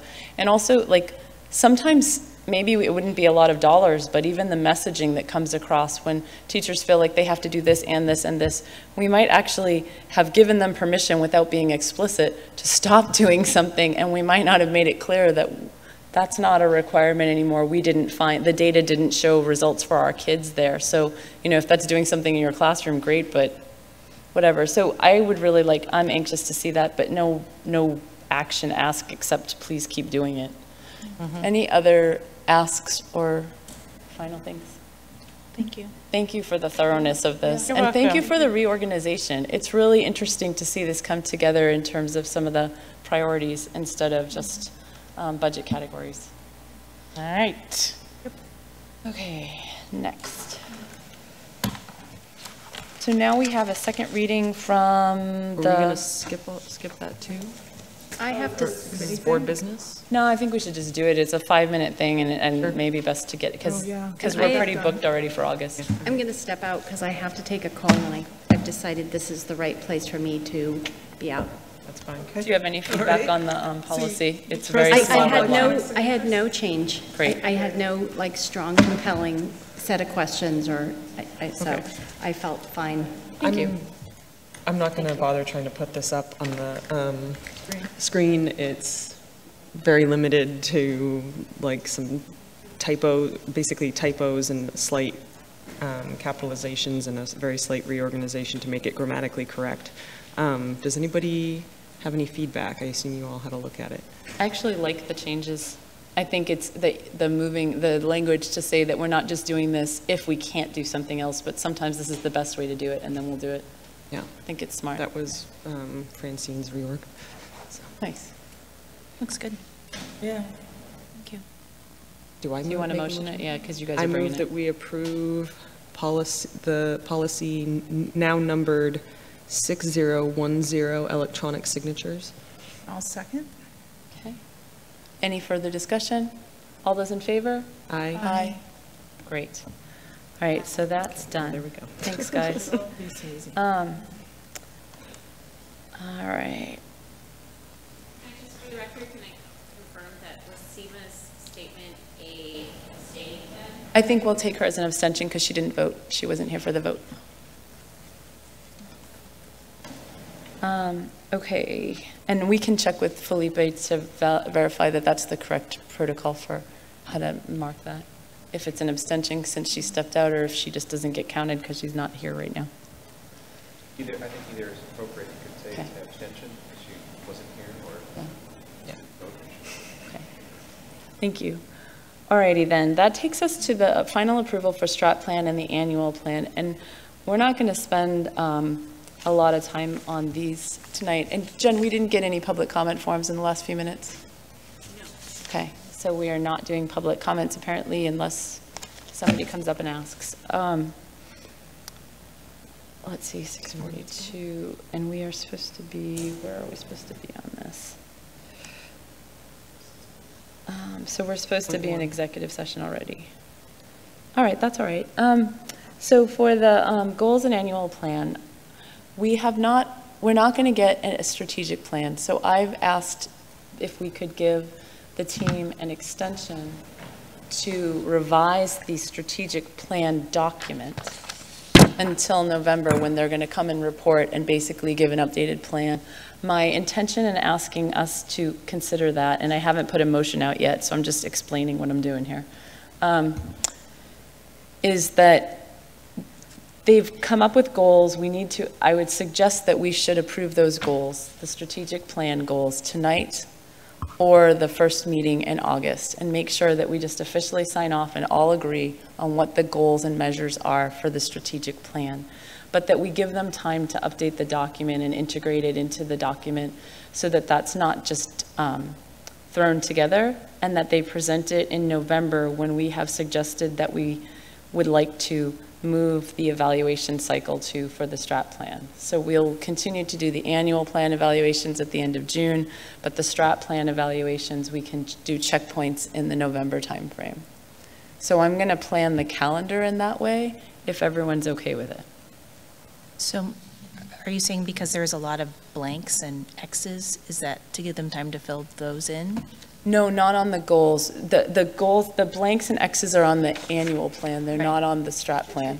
So this is strat plan only, not annual. So this is the strat plan.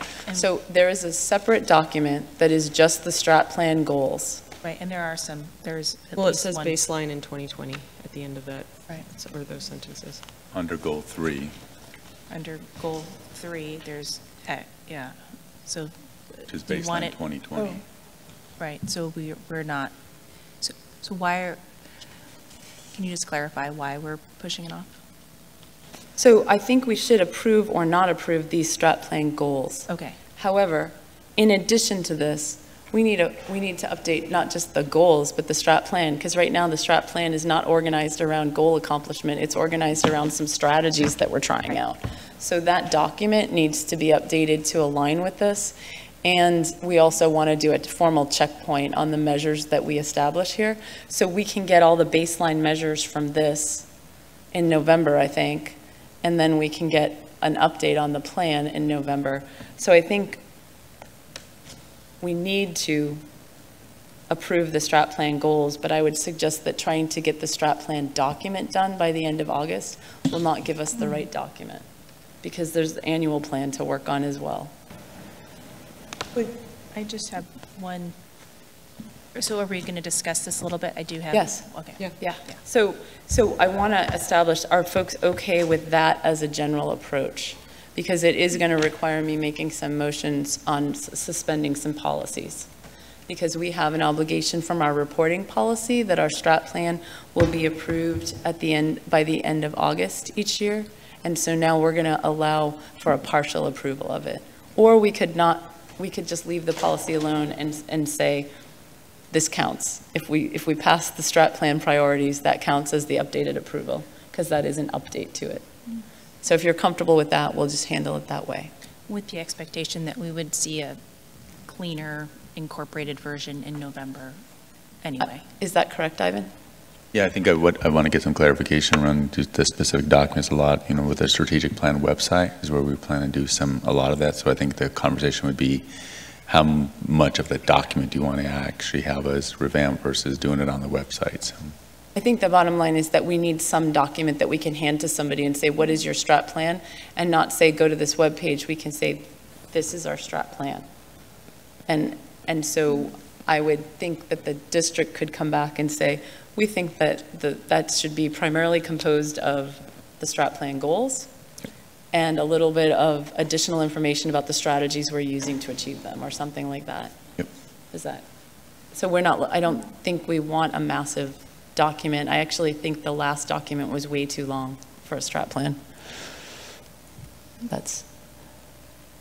Well, I guess, is that the agreement from the board in terms I don't know, that's what I'm that looking whole part? to see. Because do we have an agreement? Because we can formalize this in a motion if we need to, but I don't think that it needs to be.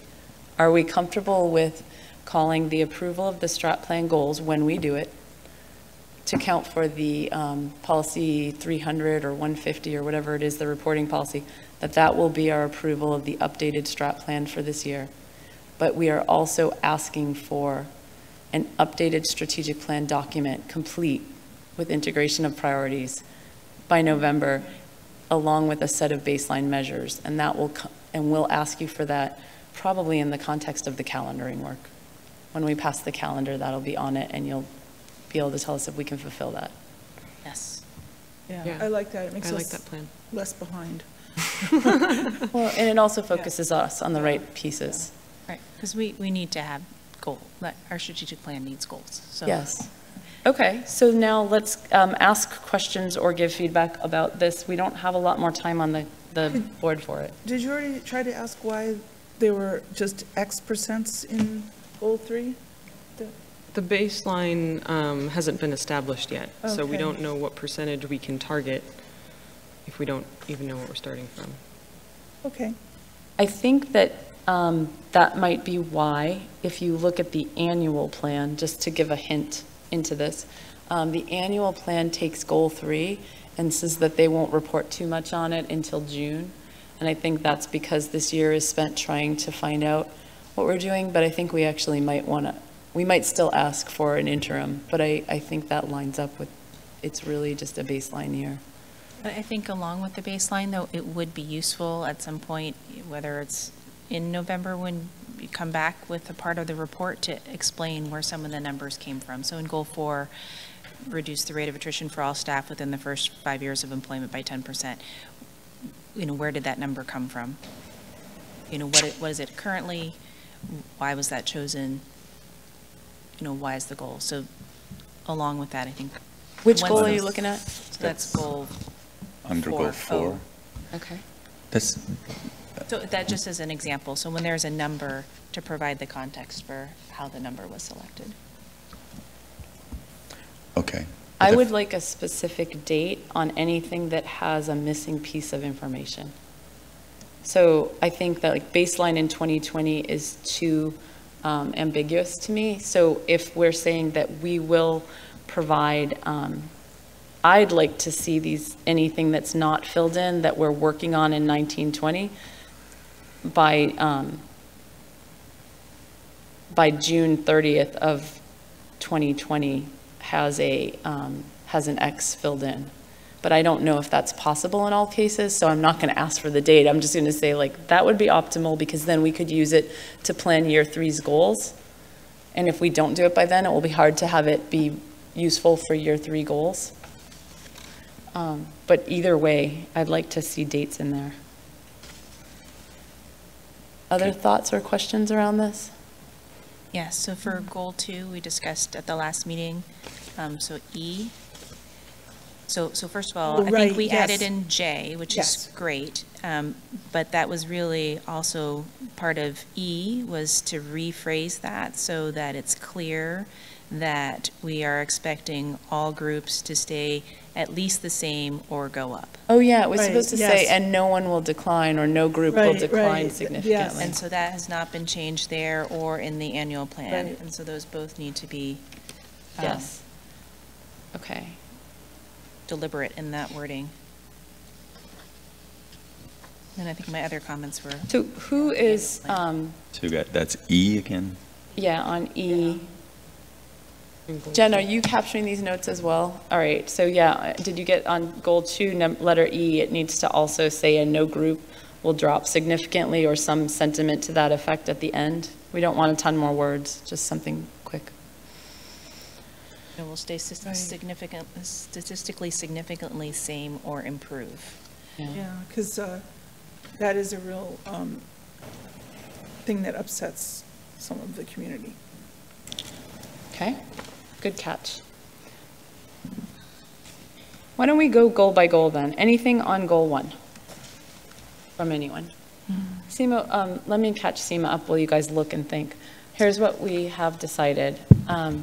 We've decided that for the strategic plan, we're obligated by the end of August to approve updates to it. And we're going to consider approving the updated goals and measurements. That will be our approval of the updated plan, even though it's not a full document. It's the goals and measures. We'll approve that, and hopefully we'll approve that at the next meeting. And then we will also, in November, and we'll deal with this process by the calendaring work. In November, the district will provide an updated strategic plan document that shows how the goals integrate with the strategies and stuff. We asked them to keep it shorter than last time's strat plan. And that might include some website work as well, but we also asked for a document. And then in November, if possible, they will also provide the baseline data for all of these goals. No progress, just baseline data, so we know where we're starting at for all the measures. Thank you. Okay, and so right now what we're doing is giving feedback on the strat plan goals and measures so that they can do any updates needed or think about things before next meeting. And so far what we've asked for is in goal number 2, letter E, we want to make sure that it's clear that not only are we reducing the gap, but that no subgroup is dropping in their progress. And I've asked for any place that has X% to have a date, a specific calendar date by which the X is filled in. And I asked that if we could possibly have those by the end of June so we can use them to plan for the next year's annual goals, that we could do that. End of when? End of June. June. Some of these are X Right. because Okay, we're got spending a year getting the data. Okay, so goal 1, any comments or questions?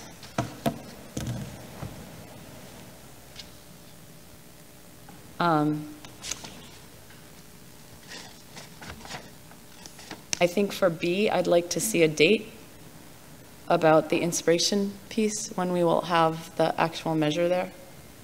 Because it's effectively an X, right? It's we'll figure it out this year. So if we could have a date by which there'll be something there.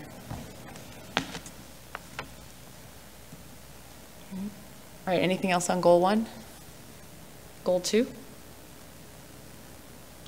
We already talked about that, I think. Okay. Goal 3?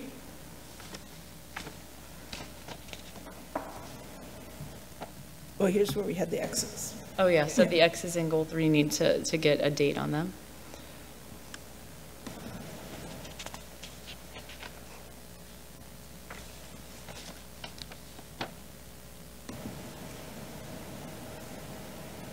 Where is it documented what the performance tests are? Like, I think they're making them this year. They haven't been established yet. So the baseline piece there, I think, yeah, we already talked about filling that in. I think that I had asked last time, and I don't know if the rest of the board was with me on this, but I would like to see something beyond elementary school on the computer science piece. I know that for if we're rolling out a K-12 CS piece, it'll take time before we see results in, say, enrollment of high school AP computer science. You know, that might be a junior, senior level course or something. But I'd like to at least see some impact on the middle school computer science and engineering classes, and seeing, you know, the subgroups that are underrepresented in that, whether they be racial subgroups or gender subgroups, are being better represented in those courses. And I don't see anything about that, and I had mentioned it. Ivan, is there a reason that we left it out? Is it just we don't want too many goals, or was that not something we felt like we could do? Well, part of it we had on there select grade levels, and it was going to be based off of, part of it is from the review that's being done right now, from the one-to-one review that's happening that Naomi's wrapping up. So we just hadn't identified that. We wanted to get that data in first. So it has just elementary students at select grade levels. So I am wondering about the middle school. I feel like we can get... M. Oh, I'm on L. M talks about the show proficiency in using technology design solutions by complete performance task and select grade levels. At least X% of Yeah, elementary students. made that determination, yeah, because we were waiting for the laptop review that Naomi's wrapping up. So, yeah, and I'm actually asking if in L, we should have something about middle school students. Because I think that's where we see our huge decline in racial subgroup and gender subgroup participation. At the middle school level? Yeah, that's where the national data is, and I thought a couple of years ago we found that we had similar data in participation. So I'd like us to be on that. I'll make a note of that and talk with Naomi. See if there's something we could add there. And so just to follow up with that, so in the annual plan, there's pretty much the same thing as well. Is it we don't think that by 2023 we would be able to do all elementary schools? I'm just thinking when we rolled out the STEM at elementary schools, it took about 3 years.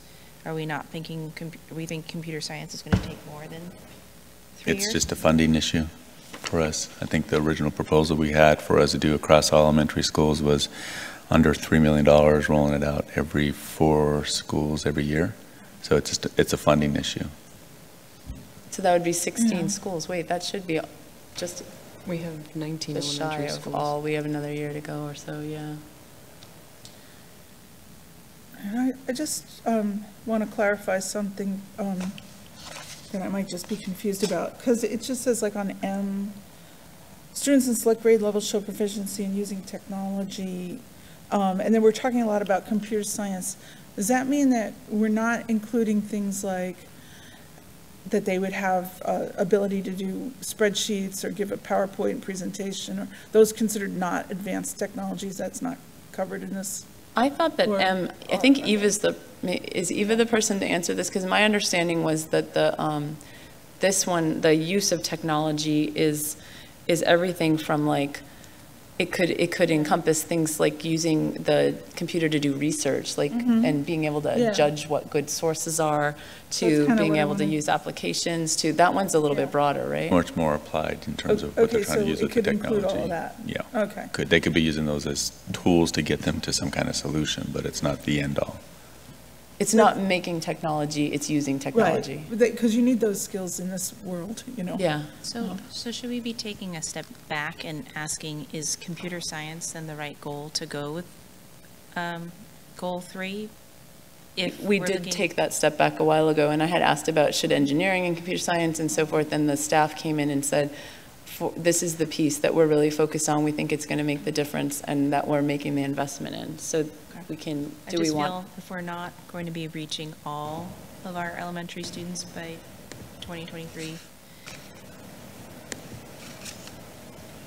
that we should have a measure that incorporates all of them. I actually think that's a good thing to push back on. Like, what would it do to our budget to add one more school per year, or to add 4, 8, or 7, I guess it would be. So it's either increasing the budget, if that's where our strategic plan really lies, or is there some measure that we can put in place to be looking at all of our elementary students that then is around some other aspect of technology, if it's not specifically computer science? Yeah, I would be disappointed deeply if we pulled the CS goal out, because I think it's the biggest, and it's really the only major innovation on cutting edge like education piece that we're doing in the strat plan, and I think it's important to keep it in there. And I'm glad you exposed it, because I would press harder to say it needs to hit at least every elementary student. Yeah, by I the would end of also, this. but I think again, part of this, thinking that this first year was really just the first year of the pilot, it kind of helped us kind of define kind of what the model could look like. So in many ways we are on track, because we are expanding to 4 schools next year, but then after that it's going to be definitely a budget conversation. But I think there's also conversation in terms of even with the foundation support, because they've been instrumental in helping us be able to get to this point. And then from a financial standpoint, I mean, I think we have to just look at the whole picture, but I think it's something we definitely want to see, because we're seeing such great impact in terms of how it's influencing students, not just from the computer science aspect, but from literacy and, just their problem solving. So we definitely want to do that. And I would say that if we get to the point where we can't do it, then I think the conversation is then how and what would we be measuring in the elementary schools in computer science? Because part of this comes down to just capacity issue at the elementary level in terms of what we're asking our educators to do. And in the current model, we're allowing facilitators and or a specialist to be able to support this, so that it's not becoming another thing we're asking teachers to plan for. In the ideal world, it's integrated, but as we try to work through that model, we still have a lot to learn from it. So I think over this next year, we're going to learn a lot, and it may even help us just streamline it and think about how it may not cost us as much money either. So I wonder if there's some way we can be maybe a little bit more aspirational about L then. So I think, especially since it's so vague right now, we don't know what it looks like. I think we should be trying to reach all of our elementary schools. This is not even saying all students, because you're still at select grade levels. But if we don't even know exactly what it looks like, why aren't we aiming to support all our schools? Yeah, I agree. Seema? I don't have anything more. I just wanted to point out that I thought L&M. Oh, wait, no, I actually want to, Oh, I want to specifically see to if we have Do I consistent agree feedback that we should with do more than select grade levels? Yeah. Yeah, On the I don't know computer why, science? I don't know why we wouldn't, unless there was a budget issue. So what I wanted to say is that I think L&M are good things for us to consider talking about when we are speaking to our legislative reps about the kind of choices we're making that ultimately undermine the kind of education that people associate with Bellevue School District.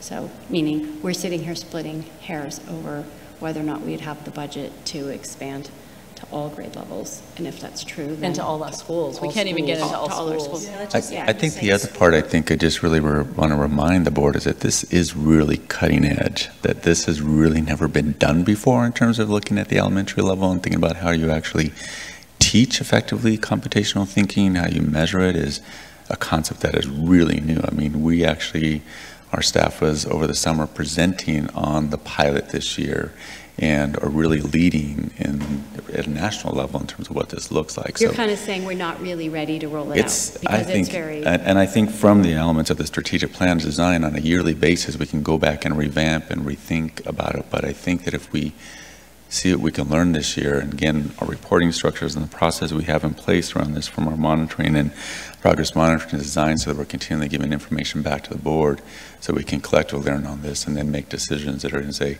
we really think this is something we definitely have to expand on, so let's do it. But So I should we think, revise I think this to like, say I'd still push this. No, I still push this and say that we have 4 years left in this goal. We're committed to this work right now. We don't know what we're going to work out, but I would say that select grade levels is okay as a thing, but select schools by the end of 4 years is not okay. That in 4 years, we ought to be able to have at least rolled out a couple years worth of this to all the schools.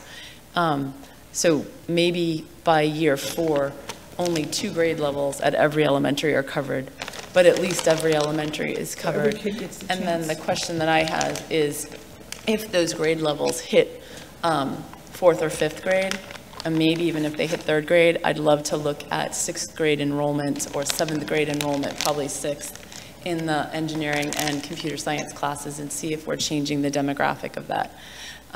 So that's not extra work at the middle school level. It's just a measure at the middle school level to see if this not only allowed them to complete a task well, but if it actually changed the trajectory of our kids and who's interested in those programs. Is Eva signaling us?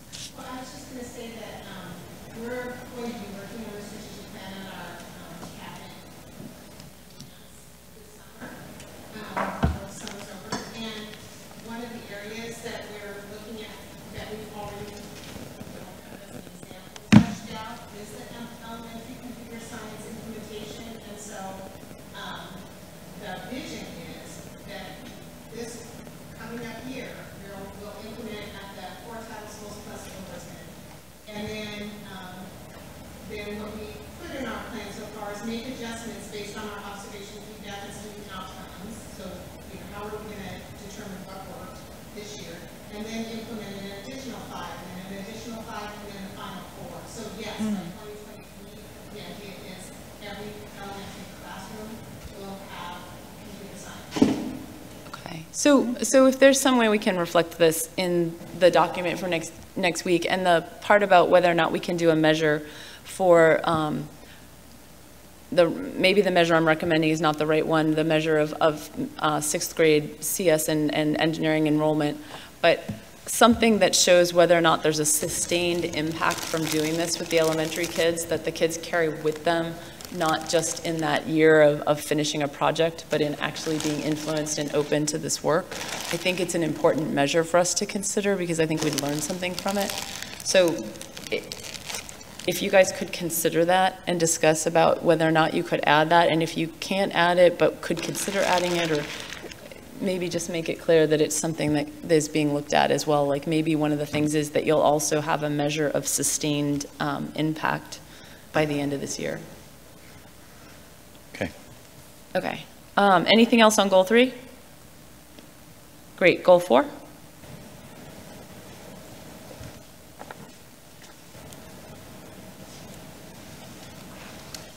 Don't have anything for that. Well, it's clear. It's very clear. And I like it because it's balanced. It talks both about the state of people sticking around, but also the way that people are feeling and engaging, and so it's both. Goal 5? Yeah. I have a little concern, just to reword a little bit on P, I guess it's P. Because we say in the goal, families, particularly those who have been traditionally marginalized, are more informed. And then we say at least X% of families report they feel informed. And so my concern would be that, okay, 80% feel informed and 20% don't, but the 20% are the ones who maybe don't speak English at home and are the traditionally marginalized. So could we put something about that reflects that some of the marginalized families will report that they feel informed and supported? Like, and the minimum percent or of something. blank per subgroup? Something. And an increase in some sort of percentage. Wouldn't we just want to have a decrease over time of the number who feel uninformed? I mean, I guess what I don't know is, you're asking, I mean, are they known people that we could say, last year you felt uninformed, and I don't know, I think we're Or did making it this year you don't? Well, the problem I mean- is people don't respond to the family Right. satisfaction survey Right. anyway, and certainly the people who have been traditionally marginalized and are not engaged definitely don't respond to the Right. family So we don't engagement know. survey, so we. How do we know that we're actually reaching the traditionally marginalized? I think we see greater participation, so that's. I But think greater we would- participation where? Like this year, we have greater engagement with Facebook, but my contention is that doesn't say anything about marginalized groups being more engaged. In fact, it's more likely that it's not marginalized groups being more engaged. It's those who are already engaged through all these social media platforms and connections already. So I guess I Yeah. thought that to the extent that we understood from the school district, where do we see marginalized families not engaged? And I thought we had seen this before. I thought actually in one of the prior metrics, we'd seen this. In places where we've not seen them as engaged, we would see an increase. Yes. By a percentage that we would think was statistically So like, significant. Yeah, maybe and more families coming out for teaching Naomi's, conferences? Correct, or because that would show Yeah, information is getting to you, that, for Right. example, there's a parent-teacher conference, that you understand its relevance and that you're actually coming, and you feel that you might be welcome, they will be welcome. So that, so whether it's parent-teacher conference or let's say information night for college or something, or whatever it financial is. aid or Yeah. something like that, that would probably be a better way to say, we used to get, let's say, 20% showing up, and now we're seeing more like 80% or 50 or whatever we think is a reasonable I goal. think this was also the survey where Naomi said something to the effect of, national data show that this is just going to hit a certain number all the time, and it's really hard to move the needle on it, so it might not be the best indicator. So I'd say if that, and like, so she said, let's at least hold at that number. Let's make sure we're not dropping below that kind of target, is my understanding. Yeah. But I wonder, is it really the right measure? Because I'm not sure it gives us insight into the goal itself, which is about making sure families who have been marginalized are getting more Yeah, informed. and we've been having similar conversations because you're exactly right. What Naomi said is that it's always been like 80%. It hasn't really changed very much. But I think what's real important is that the first key strategy that's listed here is that just an initial conversation with Naomi is that she's learned a lot from the pilot. And one of the pieces Erica was right on around people not responding, Yeah. and then a number of people not putting down what their background is. And so we can't even basically track it. And so one of the strategies that we have that we've talked about initially is that we have to go out into the community to have these conversations, and whether it's taking the survey with us, having computers set up, having it printed, there's a whole bunch of ideas that the team has been talking about, because there's been some really great engagement with the Eastside Pathways Best Start for Kids grant, especially at the 0 to 5, where they have done some really strong engagement there, and I think it's a really great model that we actually probably just need to build upon that, to think about going out in the community and getting that information. So part of it is taking what we've learned from the pilot survey and then getting the information from people, because the people who I believe kind of fit into this right now are not responding to it. What if we changed goal P to be something more to the effect of establish an appropriate measure and gather baseline data by the end of this school year, and then determine a growth measure? Like, get the baseline data and determine a growth measure by the end of this school year, but don't commit to it being this measure, because this measure doesn't sound necessarily right. Maybe it is, maybe it's not. You guys might find that you can just take the survey out and that's good enough. But what if we gave you more latitude? I think that may help, because I think it's going to help us be able to think about, because again, for us to be able to move that, it's going to be about the strategies that we're doing. This is that example around where the strategies is a little bit different in terms of how we're going to be able to get that done. So I think So it if the could be baseline helpful. data set then, we're guaranteed to include marginalized families, then I think I would be comfortable in having this goal be established in year 2. But that would mean, for me, that would mean guaranteeing that we had a full set of baseline data and an actual measurement goal in place by the end of June. Because if you look at under Goal 5 in the annual plan, the year 2 is to collect the baseline data, at least 20% participation rate of each subgroup and then develop the measures for Q. Which So- actually maps to that. Yeah. Right, but it, so the number still to insert in percent of families who report they feel informed, that's a percentage of all of our families? Is that a percentage of the at least 20% participation rate? Right, that number is still, it may still be hard to get. So are you proposing that even in the strategic plan, our 2023 goal is really an interim goal for this? I'm saying that our 2023 goal isn't set right now, that our 2023 goal will be set by the end of this year, and that we will have baseline data to base it on. But that's basically what it says, to be refined in 2020. Yeah. And then, but even giving them the latitude to change measures, because this one might not be viable. And just what we really keyed in is that we talked about the report, they feel informed, supported, and empowered. Those are really the key things in terms of what we have to be able to capture. Yep. And then for Q, if we could just add the date by which the measures will be provided. Yes. Any other feedback on 5? I think this was a tremendous amount of work by the staff and the cabinet and the iterations. I think that we're really making major progress here. I want to say thank you. Thank you. So no vote tonight. We'll just give them some time to iterate and bring it back on the first meeting in August. Is that doable? So we can vote to finalize these? Sounds good. I think so, a lot is based on Naomi's vacation and she's coming back, so first, that date is, what date is it, August 6th? Yeah. There wasn't really much to change. I think we'll do our best, so yeah. Okay, Yep. so let's aim for that if we can. For the annual plan, we're way over time right now, and the idea was not to go in deep discussion of it tonight. It was to raise any major issues, to just make sure it's on everyone's radar, and we'll have a discussion time. Don't we have a discussion time set for this, like a workshop discussion next meeting for like an hour? Maybe? We have a workshop meeting, it's the 29th. Oh.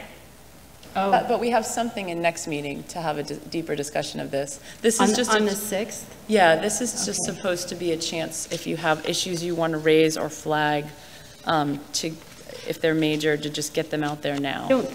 I didn't get to study this carefully. I think the only thing that I know that you and I talked about offline that I just want to make sure is said here is that I think we should include within the annual plan maybe it's already in there, but the need to ensure that the budget, the communication with the legislators is part of our annual plan for the year. Somewhere in this we want to reflect that we as a district need to take seriously our obligation to educate and advocate with the legislature to make sure that we're getting our needs met and our community. Meaning we have to, by the end of the year, have ensured that our community understands what is happening, that we've done an effective job of communicating that, and that we've, I think, taken all the steps necessary beyond some of the things that I've tried to plan to educate and bring along all the stakeholders who are going to be relevant. And I don't because know. I think the key takeaway I have is like the parachuting in at the March or April time period when legislature is in session is clearly not enough. Yeah.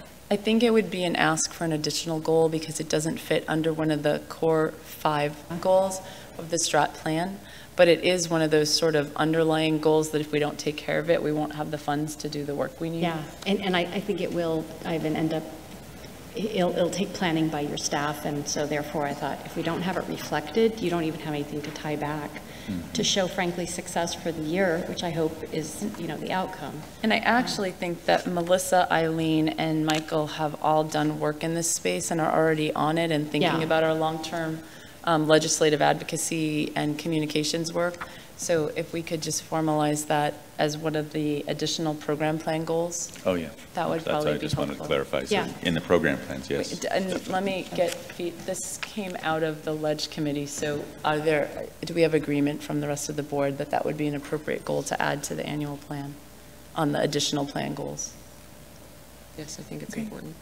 Okay, so that's consistent feedback. Okay, I really, really appreciated the reporting calendar and plan to use it when I meet with Eileen and Jen to work on that. So we'll see if there's anything that crops up as a problem from it, but thank you for that. All right, if you have other comments on this, you can go ahead and send them directly to Ivan, and then he won't take them as a directive because they'll just be individual board comments, but at least it will make sure he has answers to those questions when we meet next time, and we can have a bigger discussion. So just, yeah, just mostly just make sure that that first column of all the strategic plan things that we discussed gets updated in this one.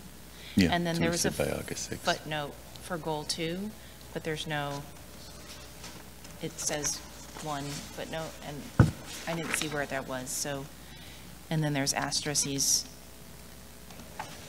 So it would just help to know what those refer to. So I have a style request that I made last time with the strat plan, and I'm going to keep making. Can we get rid of all this front matter or move the front matter to the back? Wait, I'm going to wait till that's fixed. So all the front matter detracts from a focus. I'd like to see the front matter be about the goals themselves. Like, what are the 5 goals? Let's keep repeating them and like focusing on them. And then all this other stuff is background info that could come at the end, but if we could just get focused, because it takes 6 pages before we get to what we're going to do this year. And then overall, I think my major concern, especially since we just spent all the time about workshop and goals, and is that a lot of these numbers say they're going to be placed in later, even in the year 2 targets, and so is there going to be enough time to then assess progress on I them? think they'll all be set by the end of August. I didn't think there were any numbers for the year 2 targets that couldn't be put in by the end of August. Are there? Yeah, that's what, Is that correct? yeah. Yeah, correct. so there shouldn't be any blanks in the goals by the end of August. In the annual plan? In the annual plan columns and the year 2 targets. Well, like the computer science one, it just says at least X, and then it says develop and pilot 2019, baseline 2020. So how's that going to be for year 2? So for something like that, we need some clarity around, are you restating the annual goal? Because that, yeah, I don't think, you're right. And then for goal 4, it's baseline available in January 2020. So I just saw in numerous places, Which one for goal 4? just the first one.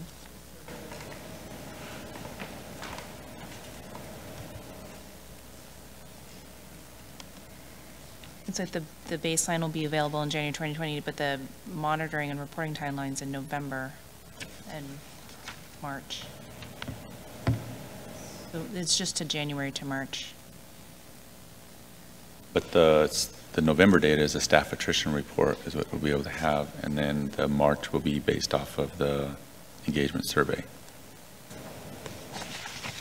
Right, where the baseline will be from January 2020. So we're only looking at the difference between January. Like, I'm not sure where the increase. Yeah, it'll be new, so how is there an increase? No, it doesn't have an increase, right? Are you on goal 4? Yes, it says increase staff engagement.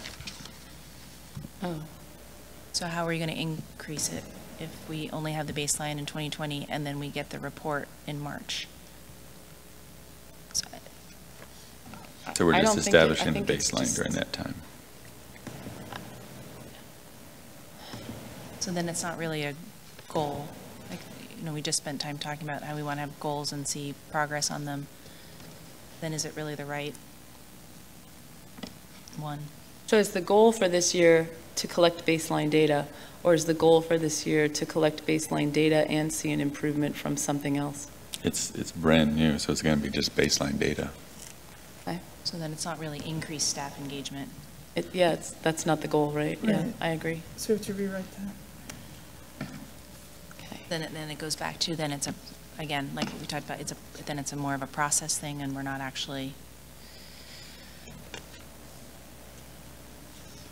moving towards our strategy necessarily. I think for some of these Like, We have to have a that starting is the point. deal, like, we are gonna get a baseline.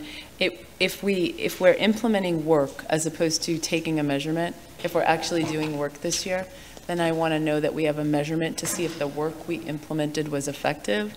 But if the work we're doing is literally measuring, then I think it's kind of a game then to pretend that we made progress. We should just say we're getting a measurement. Right, so just clarifying those where we're really not going to have the data. And on the additional program plans, I think the expected outcomes need to be more in definition of Tom's goals. Say that again? They need to conform with Tom's goal definition.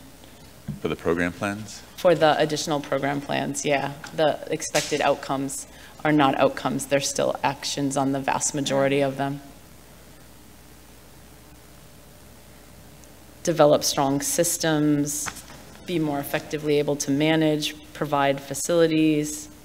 Like, it's a good thing to do, but I wonder what the outcome is. Okay, we'll have to take a look at them. So I guess just to be clearer on that So I one guess- about goal 4. So in the annual plan, it says we're going to increase it, but in our strategic plan, we have just a number that we're trying to hit. And so maybe it should be the other way around, or we're just going to get a baseline, and then maybe eventually the strategic plan will be updated. Because if we're already at 70%, then we probably still want to try to increase that over the next 4 years. 70% was a number we put in based off of the national norm data for this assessment. It's the first time we're going to be doing it, and so this was a conversation that we had around having something as a baseline. So it's kind of, we're in many ways guessing at that one even itself, but we're at least using the national data to help guide that. But I think the year 2 target is definitely we are collecting the baseline at that time. That part I'm clear. Okay. And I think that, Francine, for something like that, if they collect the baseline data and they find that we blow 70% out of the water and we have something else we do, then that's next year's, like, then we change the strat plan and we fix it. Yeah. And I guess just for clarification, so when we look at the additional program plans, you want the expected outcomes to be all written in the results-oriented format. Is that what you're asking? Yes. Okay. Okay. But remember, like, Where you have a baseline, there's no result to have, except essentially it's not, what you're saying is it's an execution thing. It's an implementation, it's an action, I guess is what. And it's Tom not was an saying. investment. So if we're not making an investment in anything except the measurement, we don't expect to see improvements because we're not Right. investing in anything Right. except measuring. Yeah, but for the other goals, yeah, everything should be set as a real goal. Okay, so we have a bunch of other board business and we're quite behind and we've been at it for many hours. So what I'm thinking is, Can we skip? I'd like to skip all of number 7 unless somebody has something critical. No. And I suggest we also skip all of 9. Unless there's anything critical, we do have one update that I want to give to make sure that the board is informed. SEMA has organized some sessions with our legislators. SEMA, do you want to give us a 20-second summary? Sure. The bottom line is, I think there is a lack of information as to how the legislature's decisions this past spring impact us. And that is perpetuated by a variety of things, including things Seattle Times and other news outlets, as well as just prevailing view about Bellevue. All of those things together have contributed to the sense that we're over-endowed and we'll be fine, even if the legislature, as it did, made cuts and essentially left us, as Melissa has described, in the red, effectively. And so we've decided to take an approach of reaching out to them and asking and inviting them to come for what we've called a deep dive. And we have a session coming up this Thursday on the 18th and another one on the 26th. Not all representatives will be coming, but in some cases they're sending their staff. And so what I was referring to when I suggested including it in the annual plan is I think this is a beginning, but it is a longer term process because obviously with all the issues that they have, this is only one that they, even as a topic, could become very conversant on, and certainly becoming the expert or knowledgeable about why some of the myths of Bellevue need to be corrected is certainly something additional that we, they're not going to know. So we're going to have to make this, I think, easy and accessible for them. And so we start this month, but it will be an ongoing, I think, effort.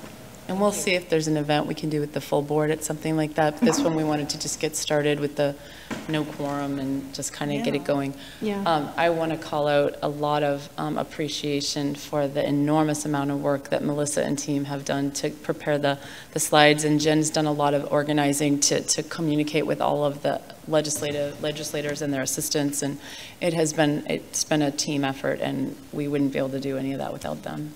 Wow. Thank you. Thank you. Thank you for that. Would we be able to see the slides, or have we seen? When they're ready, yes, but Melissa's still working on them and will not send them out and make them public until she feels like they are.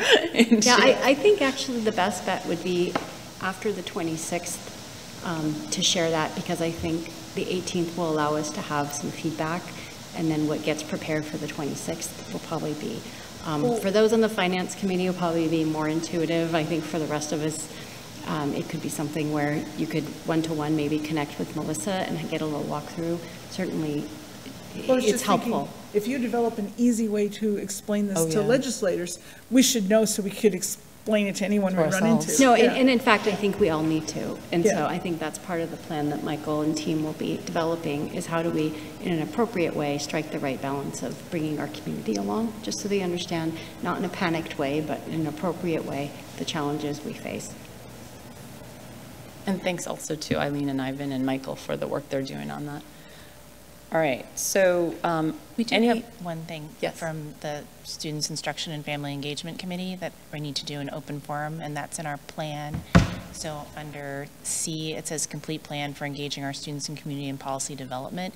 And our understanding was that we had completed some work that then needed to go on to the governance committee. So we just want to say in open forum that we will be passing that work along to governance, because then great. it involves more than two of us. Terrific. Yeah. So can we just put the whatever materials you're going to give us, can we give them to Jen to include in the meeting minutes Right, so people could see them. so that they're Yeah. public from this meeting? Does Yeah, that we work? can do that. Great. Okay, so let's make Okay. sure we do that. The So move feedback on to on 10? what, if that was what the governance committee had expected to receive. What are we receiving? Well, it's like the chart of community engagement.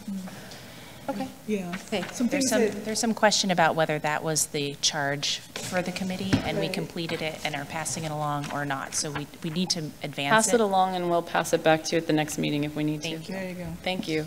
So we are going into executive session unless there's anyone else, Ivan included, who has a critical reflection or update. I'll do an update, a board update this week, so. Sure, okay. And I do. I'll be talking more with Ivan about a concern a teacher brought about whether our district has sufficient policies and training in place if ICE agents should show up at the school. And apparently we have some guidance, but nationally there really isn't.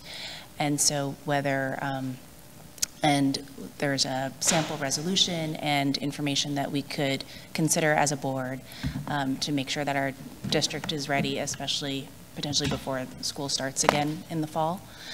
So we'll be working on that, and so it may come up in the August meeting.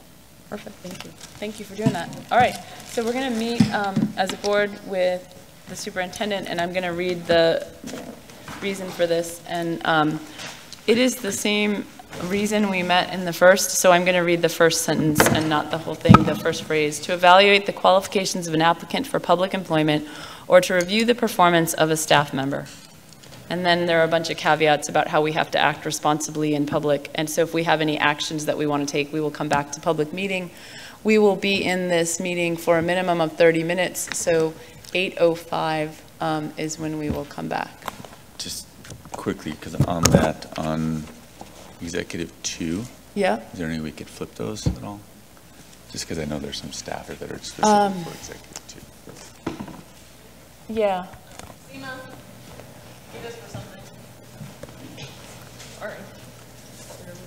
Well, the executive session for reviewing the performance of staff member we've generally deprioritized over and over and over again. So we had asked to keep that first on the agenda to make sure that we don't lose attendance. So we've been asked to move executive session 2, the 10-minute one, to be first. Will that mean we lose any of our board members for the next executive session since we're so far over time? I have a hard stop at 8. Then no, we can't move it. Okay. Sorry.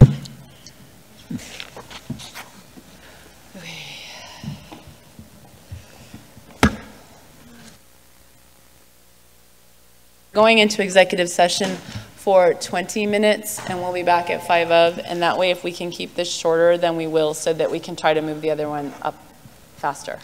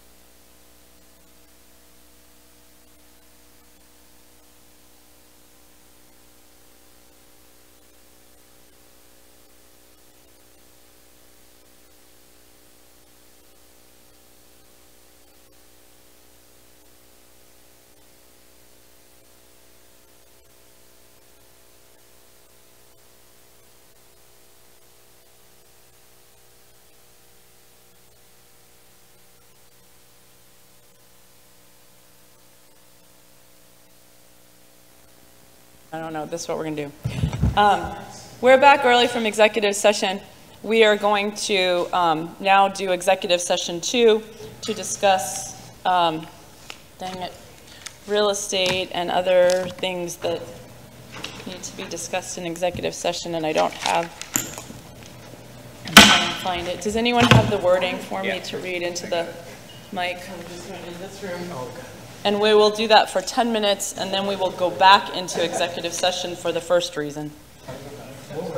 So, to consider the minimum price at which real estate will be offered for sale or lease when public knowledge regarding such consideration would cause a likelihood of decreased price. However, the final action of selling or leasing public property will be taken in a meeting open to the public. We'll be back at 10 of.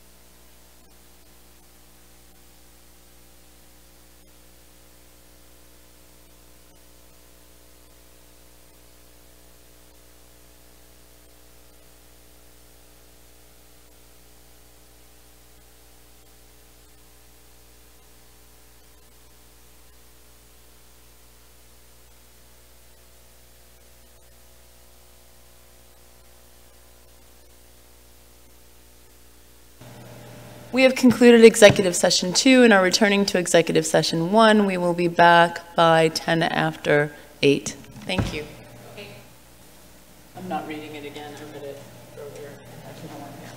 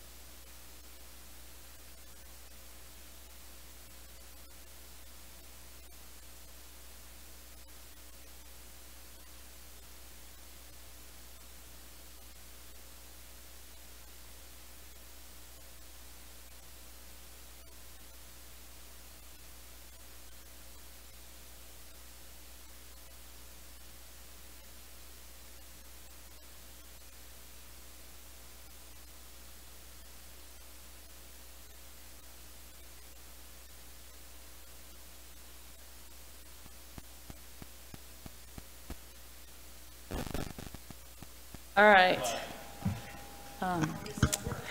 We're coming back into session. It is now 8:38 p.m. and we're going to finish our meeting with one more order of business. We're talking to the squirrels here. I am.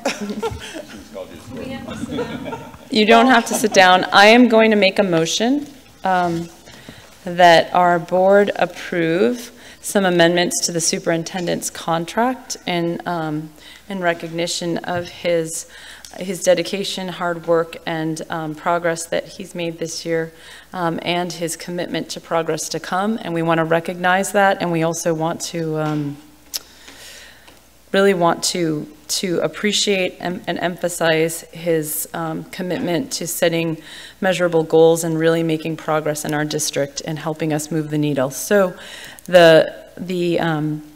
I'd like to propose that we approve the amendment to the superintendent's contract that I have here in front of me, that we have each had a chance now to read. And the two key things in it are that I want to call out are an annual annuity contribution updated to $32,000 for the superintendent, and that there be the potential for him to earn up to a 10% additional compensation salary bonus based on the board's assessment of his successful achievement of the 2019-2020 annual plan goals. And it's as written here, and it would be evaluated no later than August 31st, 2020. Can I have a second? Oh, I second. Seema has seconded the motion. Do we want to have any additional conversation? Okay, all those in favor? Aye. Aye. Okay, the four people who are present, Seema, Carolyn, Francine, and Christine, have voted in the affirmative on this motion, and we are now adjourned. Thank you.